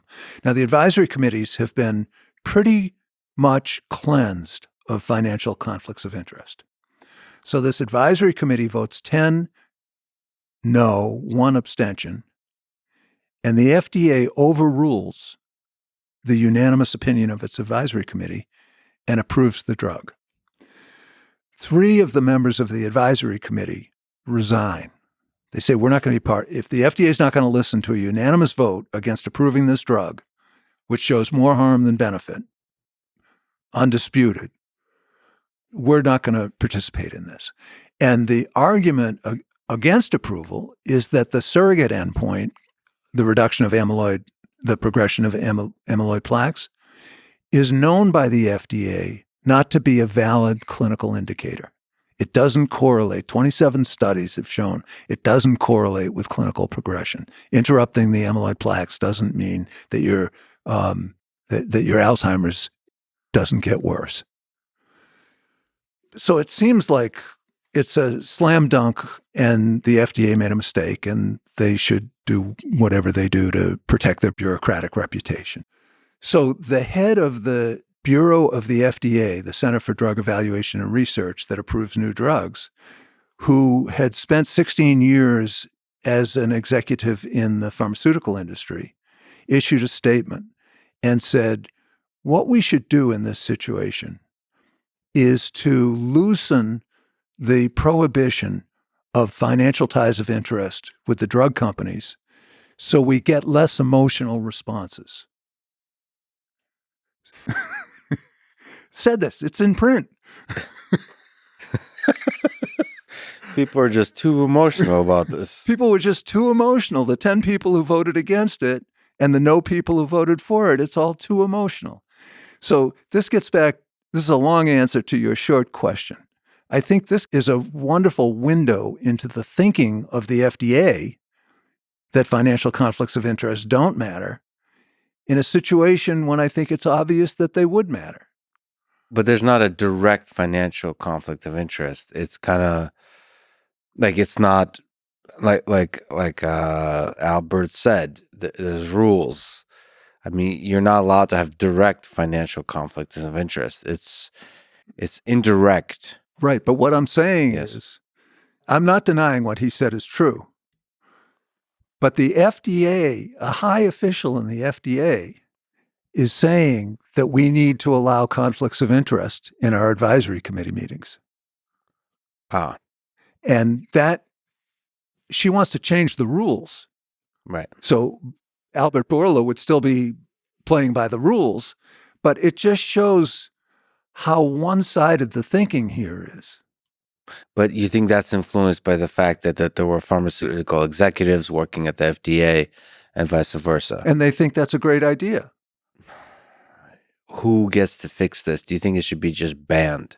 Like if you I don't worked... know. 2 separate questions. Yeah. One is, should the officials at the FDA come from Pharma and vice versa? Yes. That's one question. And the other question is, should advisory committee members be allowed to have financial conflicts of interest? Yes.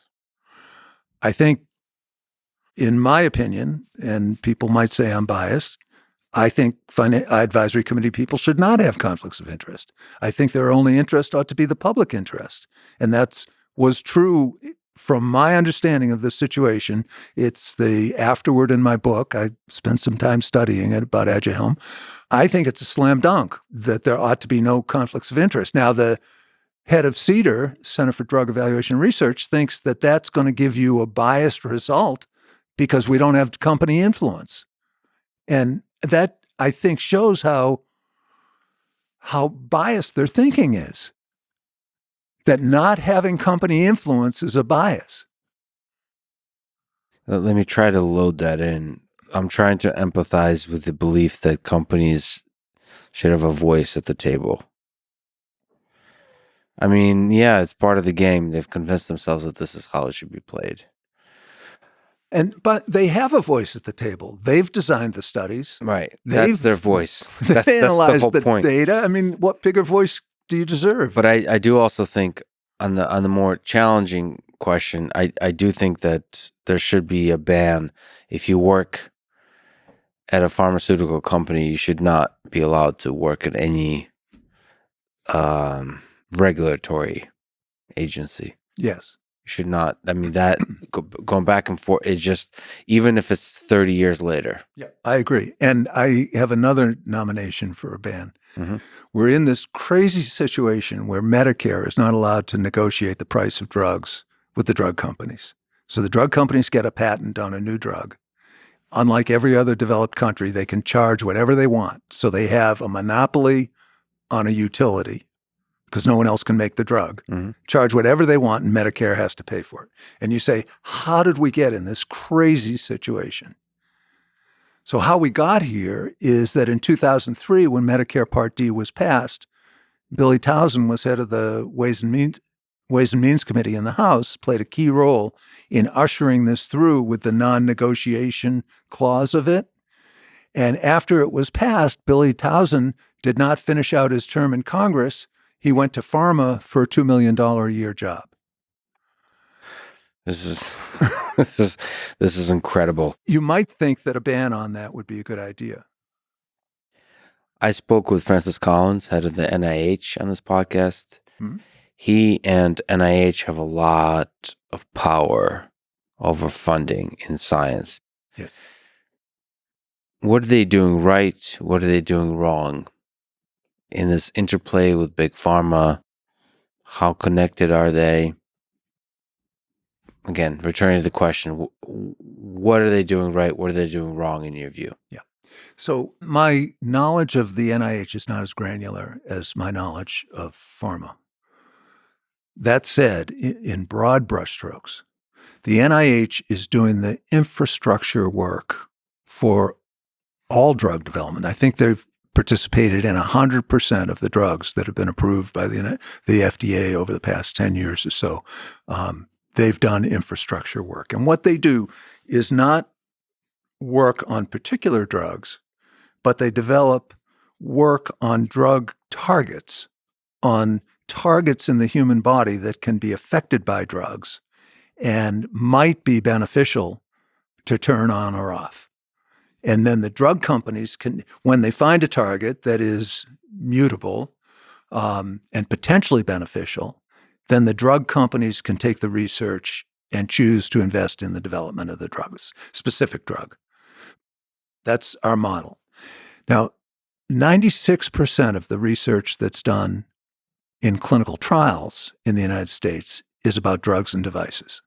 And only a fraction of the 4% that's left over is about preventive medicine and how to make Americans healthier.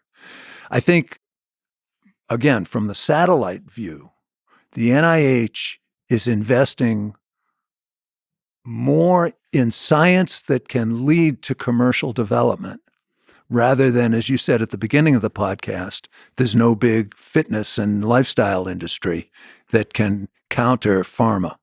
So I think at the NIH level, that countering can be done. And the diabetes prevention program study that we talked about before, where lifestyle was part of a randomized trial and was shown to be more effective than metformin at preventing the development of diabetes, that is absolute proof positive that investing in that kind of science can produce good results. So I think that we're aimed at drug development, and what we ought to be aimed at is an epidemiological approach to improving the health of all Americans. We rank 68th in the world in healthy life expectancy, despite spending an extra $1.5 trillion a year. And I believe strongly that the reason why we've gotten in this crazy position is because the knowledge that we're producing is about new drugs and devices, and it's not about improving population health. In this problem, the NIH is the perfect institution to play a role in rebalancing our research agenda. And some of that is on the leadership side with Francis Collins and Anthony Fauci, not just speaking about basically everything that just leads to drug development, vaccine development, but also speaking about healthy lifestyles and speaking about health, not just sickness. Yes, and investing in health. I mean, it's like one feeds the other. One, you have to communicate to the public the importance of investing in health, and that leads to you getting props for investing in health, and then you can invest in health more and more, and then that communicates. I mean, everything that Anthony Fauci says or Francis Collins says has an impact on scientists. I mean, it sets the priorities. I don't think it's the sad thing about leaders. Forgive me for saying the word, but mediocre leaders is they don't see themselves as part of a game. They don't see the momentum. It's like a fish in the water. They don't see the water. Great leaders stand up and reverse the direction of how things are going. And I actually put a lot of responsibility. Some people say too much, but whatever. I think leaders carry the responsibility. I put a lot of responsibility on Anthony Fauci and Francis Collins for not actually speaking a lot more about health, not and bigger, inspiring people in the power and the trustworthiness of science. That's on the shoulders of Anthony Fauci. I'm going to abstain from that because I'm not expert enough. But neither am I, but I'm opinionated. I am too, but not on camera. Yes. No, but seriously, the problem is pretty simple. That we're investing 96% of our funding of clinical research in drugs and devices, and 80% of our health is determined by how we live our lives. Yes. And this is ridiculous. The United States is going further and further behind the other wealthy countries in terms of our health. We ranked 38th in healthy life expectancy in 2000, and now we're spending $1.5 trillion extra, and we rank 68th. We've gone down. You have this excellent, there's a few charts that I'll overlay that tell this story in really powerful ways. So one is the healthcare spending as percentage of GDP, that on the x-axis is years and the y-axis is percentage. And the United States, as compared to other countries on average, has been much larger and growing. Right. We are now spending 7% more of our GDP, 17.7% versus 10.7% on healthcare. 7%. And I think GDP is the fairest way to compare healthcare spending. Per person in dollars, we're spending the difference is even greater. But other costs vary with GDP. So let's stick with the conservative way to do it. 17.7 or 18% of GDP. 18% of GDP spent on healthcare. 7% higher than the comparable country average. Right. 17.7% versus 10.7. 7% higher. Right. And 7% of $23 trillion GDP is more than $1.5 trillion a year in excess. And then you have another chart that shows healthcare system performance compared to spending. And there's a point cloud of different countries. The x-axis being healthcare spending as a percentage of GDP, which we just talked about. That U.S. is 7% higher than everyone, the average. And then on the y-axis is performance. So x-axis spending, y-axis performance. And there's a point cloud. We'll overlay this if you're watching on YouTube, of a bunch of countries that have high performance for what they're spending, and then U.S. is all alone on the right bottom side of the chart, where it's low performance and high spending. Correct. So this is a system that is abiding by spending that is directed by the most profitable ways to deliver healthcare. So you put that in the hands of big pharma. Is you maximize for profit, you're going to decrease performance and increase spending. Yes, but I want to qualify that and say it's not all big pharma's fault. They're not responsible for all the problems in our healthcare system. They're not responsible for the administrative costs, for example. But they are the largest component of our rising healthcare costs. And it has to do with this knowledge issue. Controlling the knowledge that doctors have makes it so that doctors can live with this situation, believing that it's optimal when it's a wreck. Yeah. Let me ask you so as a physician, so everything you've seen, we've talked about 80% of the impact on health is lifestyle. How do we live longer? What advice would you give to general people? What space of ideas result in living longer and higher quality lives? Right. This is a very simple question to answer. Exercise for at least a half hour, at least 5 times a week. Number 1. Number 2, don't smoke. Number 3, maintain a reasonably healthy body weight. Some people argue that being lower than a BMI of 25 is healthy. I think that may be true, but I think getting above 30 is unhealthy, and that ought to be. Now, that's largely impacted by socioeconomic status, and we don't want to blame the victims here. So we got to understand that when we talk about all of these things, not cigarettes, but exercise and a good diet and maintaining a healthy body weight, we have to include in doing those things the impediments to people of lower socioeconomic status being able to make those changes. We've got to understand that personal responsibility accounts for some of this, but also social circumstances accounts for some of it. And back to your fishbowl analogy, if you're swimming in a fishbowl, if you live in a fish tank that's not being properly maintained, the approach wouldn't be to treat individual sick fish. It would be to fix your fish tank to get the bacteria out of it and whatever bad stuff is in there and make your fish tank healthier. Well, we invest far less than the other wealthy countries do. We're flipped. We have the mirror image in the spending on social determinants of health and medical determinants of health. We have exactly the wrong order.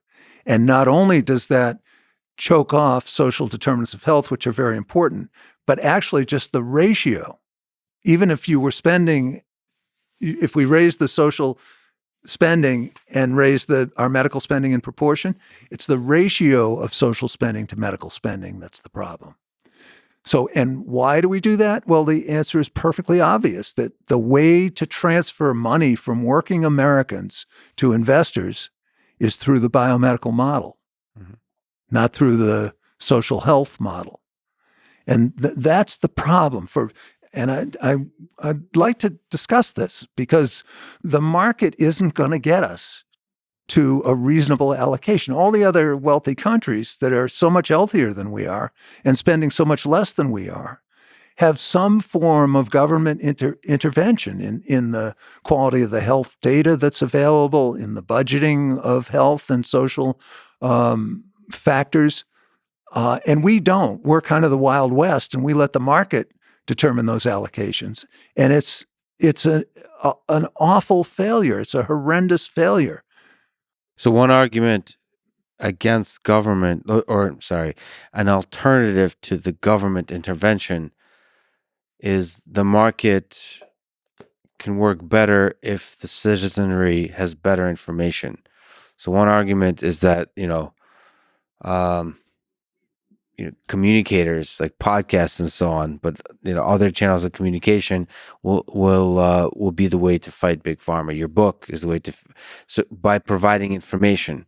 The alternative to the government intervention on every aspect of this, including communication with the doctors, is to provide them other information and not allow the market to provide that information by basically making it exciting to buy books, to make better and better communicators on Twitter, through books, through op-eds, through podcasts, through so on. So basically, because there's a lot of incentive to communicate against the messages of big pharma. There's incentive because people want to understand what's good for their lives, and they're willing to listen to charismatic people that are able to clearly explain what is good for them. And they do. And more than 80% of people think that drugs cost too much and the drug industry is too interested in profits. But they still get influenced.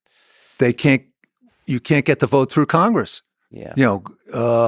Democrats and Republicans alike are taking money from Congress. And somehow it just doesn't work out that these even small changes.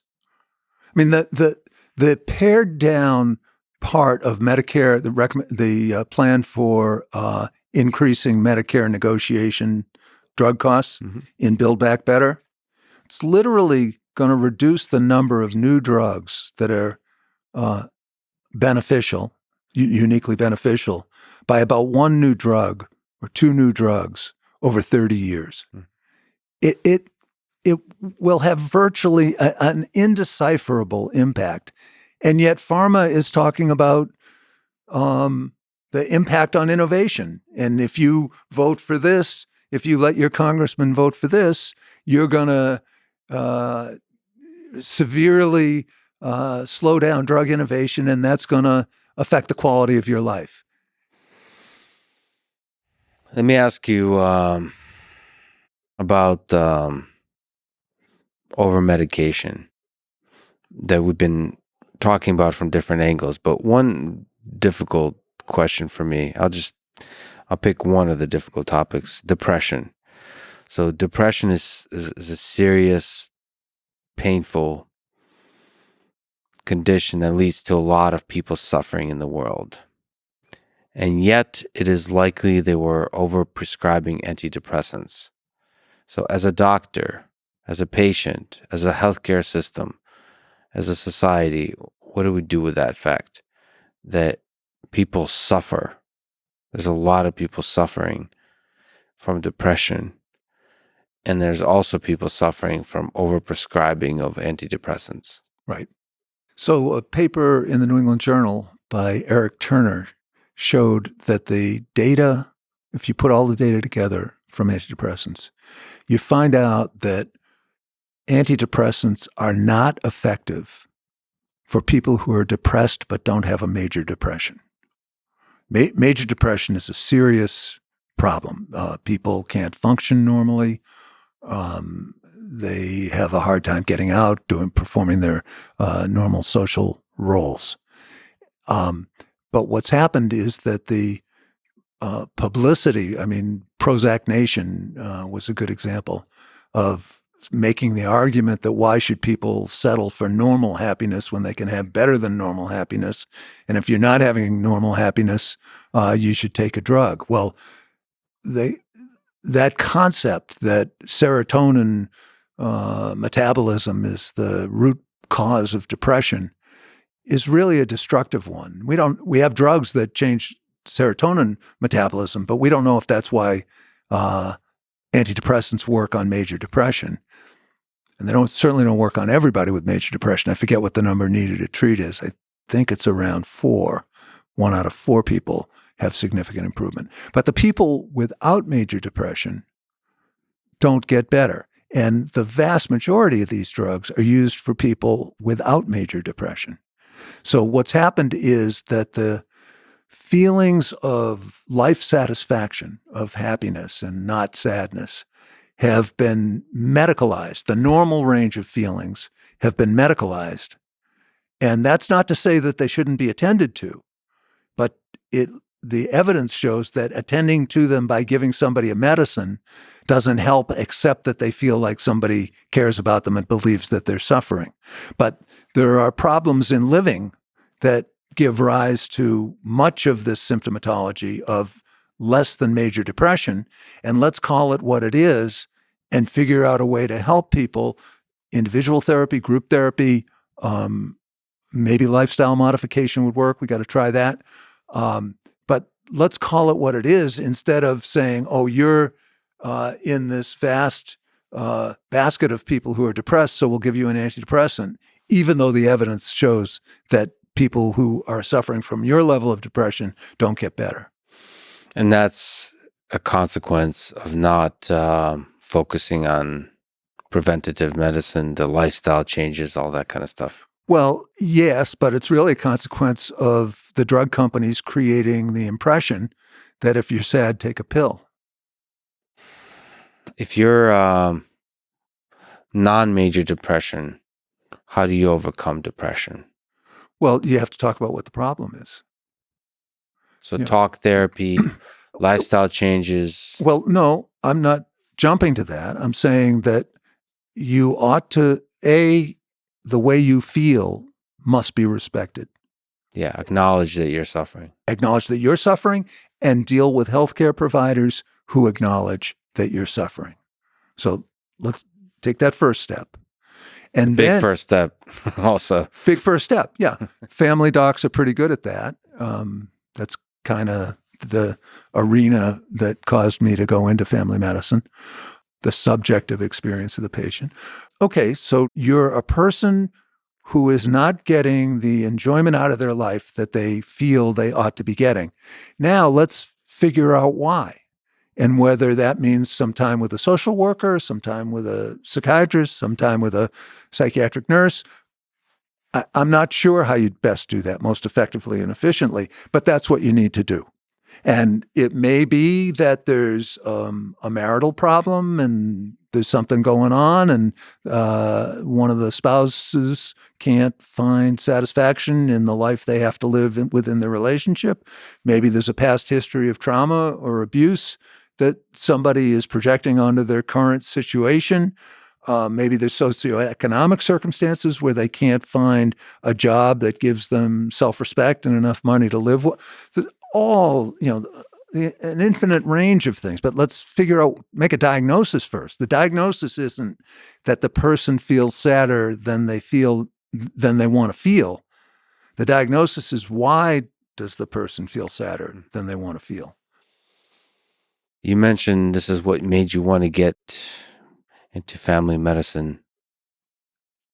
As a doctor, what do you think about the saying, save one life, save the world? This was always moving to me about doctors, because you have like this human in front of you, and your time is worth money. What you prescribe and your efforts after the visit are worth money. And it seems like the task of the doctor is to not think about any of that. Or not the task, but it seems like a great doctor, despite all that, just forgets it all and just cares about the one human. And somehow that feels like the love and effort you put into helping one person is the thing that will save the world. It's not like some economic argument or some political argument or financial argument. It's a very human drive that ultimately is behind all of this that will do good for the world. Yes, I think that's true. And at the same time, I think it's equally true that all physicians need to have a sense of responsibility about how the common resources are allocated to serve the whole population's interest best. That's a tension that you have as a physician. Let's take the extreme example. Let's say you had a patient in front of you who, if you gave one $10 billion pill to, you would save their life. I would just be tortured by that as a physician, because I know that $10 billion spent properly in an epidemiologically guided way is going to save a whole lot more lives than one life. So it's also your responsibility as a physician to walk away from that patient. I wouldn't say that. I think it's your responsibility to be tortured by it. That's exactly right. The human condition. That's a tough job, but to maintain your humanity through it all. Yeah, but you've been asking at different points in this conversation, why are doctors so complacent about the tremendous amount of money we're spending? Why do they accept knowledge from different sources that may not pan out when they really know the truth? And the answer is that they're trying to do their best for their patients. Yeah. And it's the same kind of torture to figure out what the hell is going on with the data. And that's a sort of future project. And maybe people will read my book and maybe they'll get a little more excited about it, become more legitimate in practice. I would feel like my life was worthwhile if that happened. But at the same time, they've got to do something with the patient in front of them. They've got to make a decision. And there are not many weirdos like me who invest their life in figuring out what's behind the data. They're trying to get through the day and do the right thing for their patient. So they're tortured by that decision too. And so if you're not careful, big pharma can manipulate that drive to try to help the patient, that humanity of dealing with the uncertainty of it all. Like, what is the best thing to do? Big pharma can step in and use money to manipulate that humanity. Yeah, I would state it quite differently. It's sort of an opt-out rather than an opt-in. Big pharma will do that, and you need to opt out of it. What advice would you give to a young person today in high school or college, stepping into this complicated world full of advertisements, of big, powerful institutions, of big, rich companies, how to have a positive impact in the world, how to live a life they can be proud of? I would say, should that person who has only good motives go into medicine? They have an inclination to go into medicine, and they've asked me what I think about that, given what I know about the undermining of American healthcare at this point. And my answer is, if you got the calling, you should do it. You should do it because nobody's going to do it better than you. And if you don't have the calling and you're in it for the money, you're not going to be proud of yourself. How do you prevent yourself from letting the system change you over years and years, like letting the game of pharmaceutical influence affect you? It's a very hard question because the sociologic norms are to be affected, and to trust the sources of information that are largely controlled by the drug industry. And that's why I wrote Sickening, is to try and help those people in the medical profession to understand that what's going on right now looks normal, but it's not. The health of Americans is going downhill. Our society's getting ruined by the money that's getting pulled out of other socially beneficial uses to pay for health care that is not helping us. So fundamentally, the thing that is normal, question the normal. Don't, if you conform hesitantly. Well, you have to conform. You can't become a doctor without conforming. I just made it through. But there aren't many, and it's hard work. But you have to conform. And even with my colleagues in my own practice, I couldn't convince them that some of the beliefs they had about how best to practice weren't accurate. There's one scene, a younger physician had prescribed hormone replacement therapy. This is back in 2000, 2001, had prescribed hormone replacement therapy for one of my patients who happened to be a really good personal friend. And I saw that patient covering for my colleague at one point, and I saw that her hormone replacement therapy had been renewed. And I said, "Are you having hot flashes or any problem?" No. But Dr. So-and-so said it's better for my health. And I said, "No, it's not. The research is showing that it's not. It's harmful for your health, and I think you should stop it." So my colleague approached me when she saw the chart and said, "Wait a minute, that's my patient. Maybe your friend, but it's my patient." And I went to a conference at from my alma mater, medical school, and they said that healthy people should be given hormone replacement. And I said, "There's got to be drug companies involved in this." And she said, No. It was at my university. It was not a drug company thing. We didn't go to a Caribbean island. I said, "Do you have the syllabus?" She said, "Yeah." And she went and got the syllabus, and sure enough, it was sponsored by a drug company. They're everywhere. They're everywhere. And it's back to Kuhn that groups of experts share unspoken assumptions.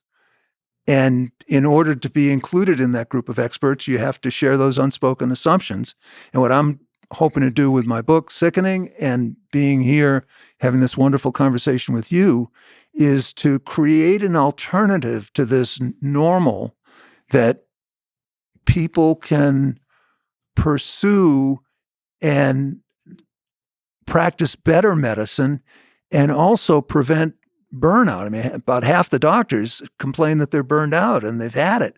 And I think that this is subjective. I don't have data on this. This is just my opinion. But I think that a lot of that burnout is so-called moral injury from practicing in a way that the docs know isn't working.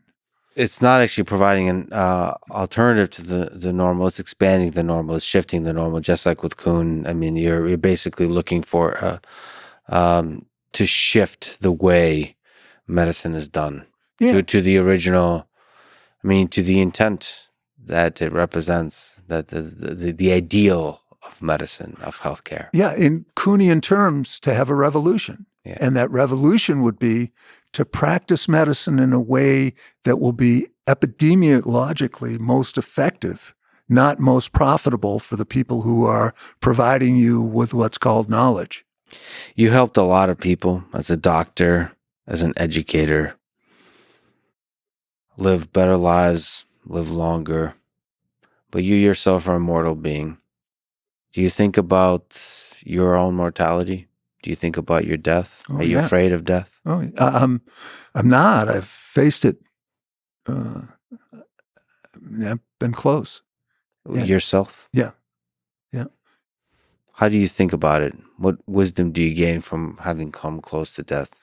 And the fact that the whole thing ends. It's liberating.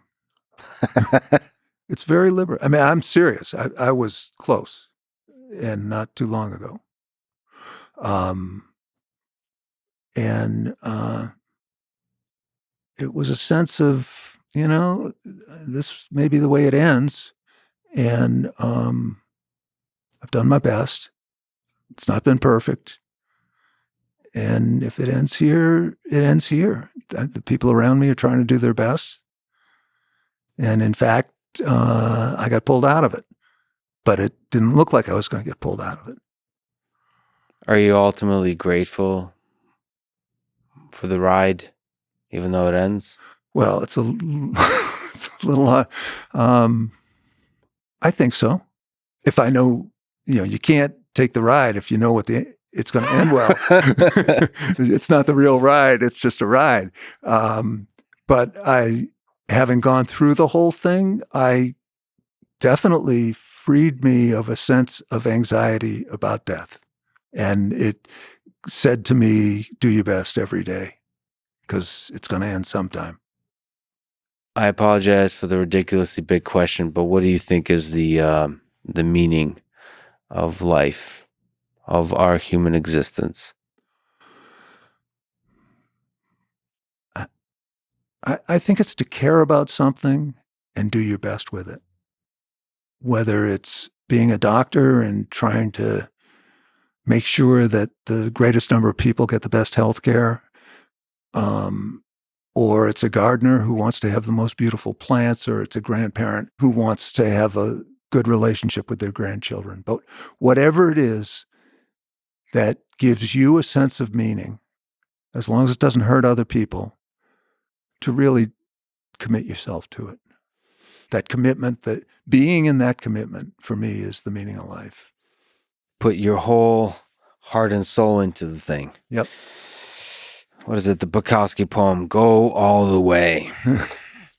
John, you're an incredible human being, incredible educator. Like I said, I recommend people listen to your lectures. It's so refreshing to see that clarity of thought and brilliance.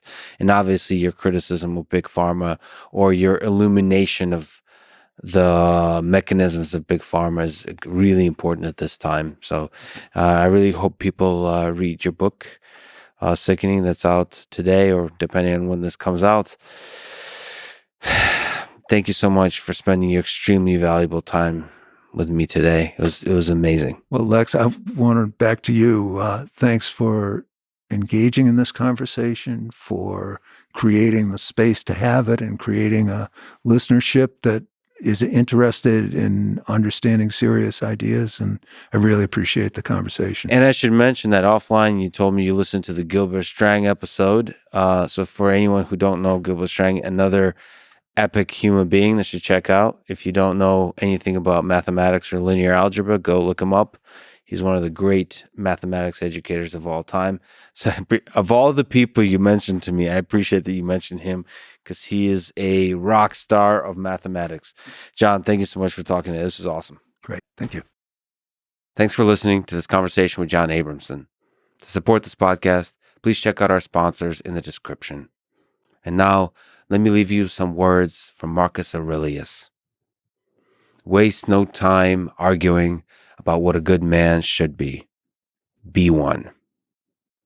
Thank you for listening, and hope to see you next time.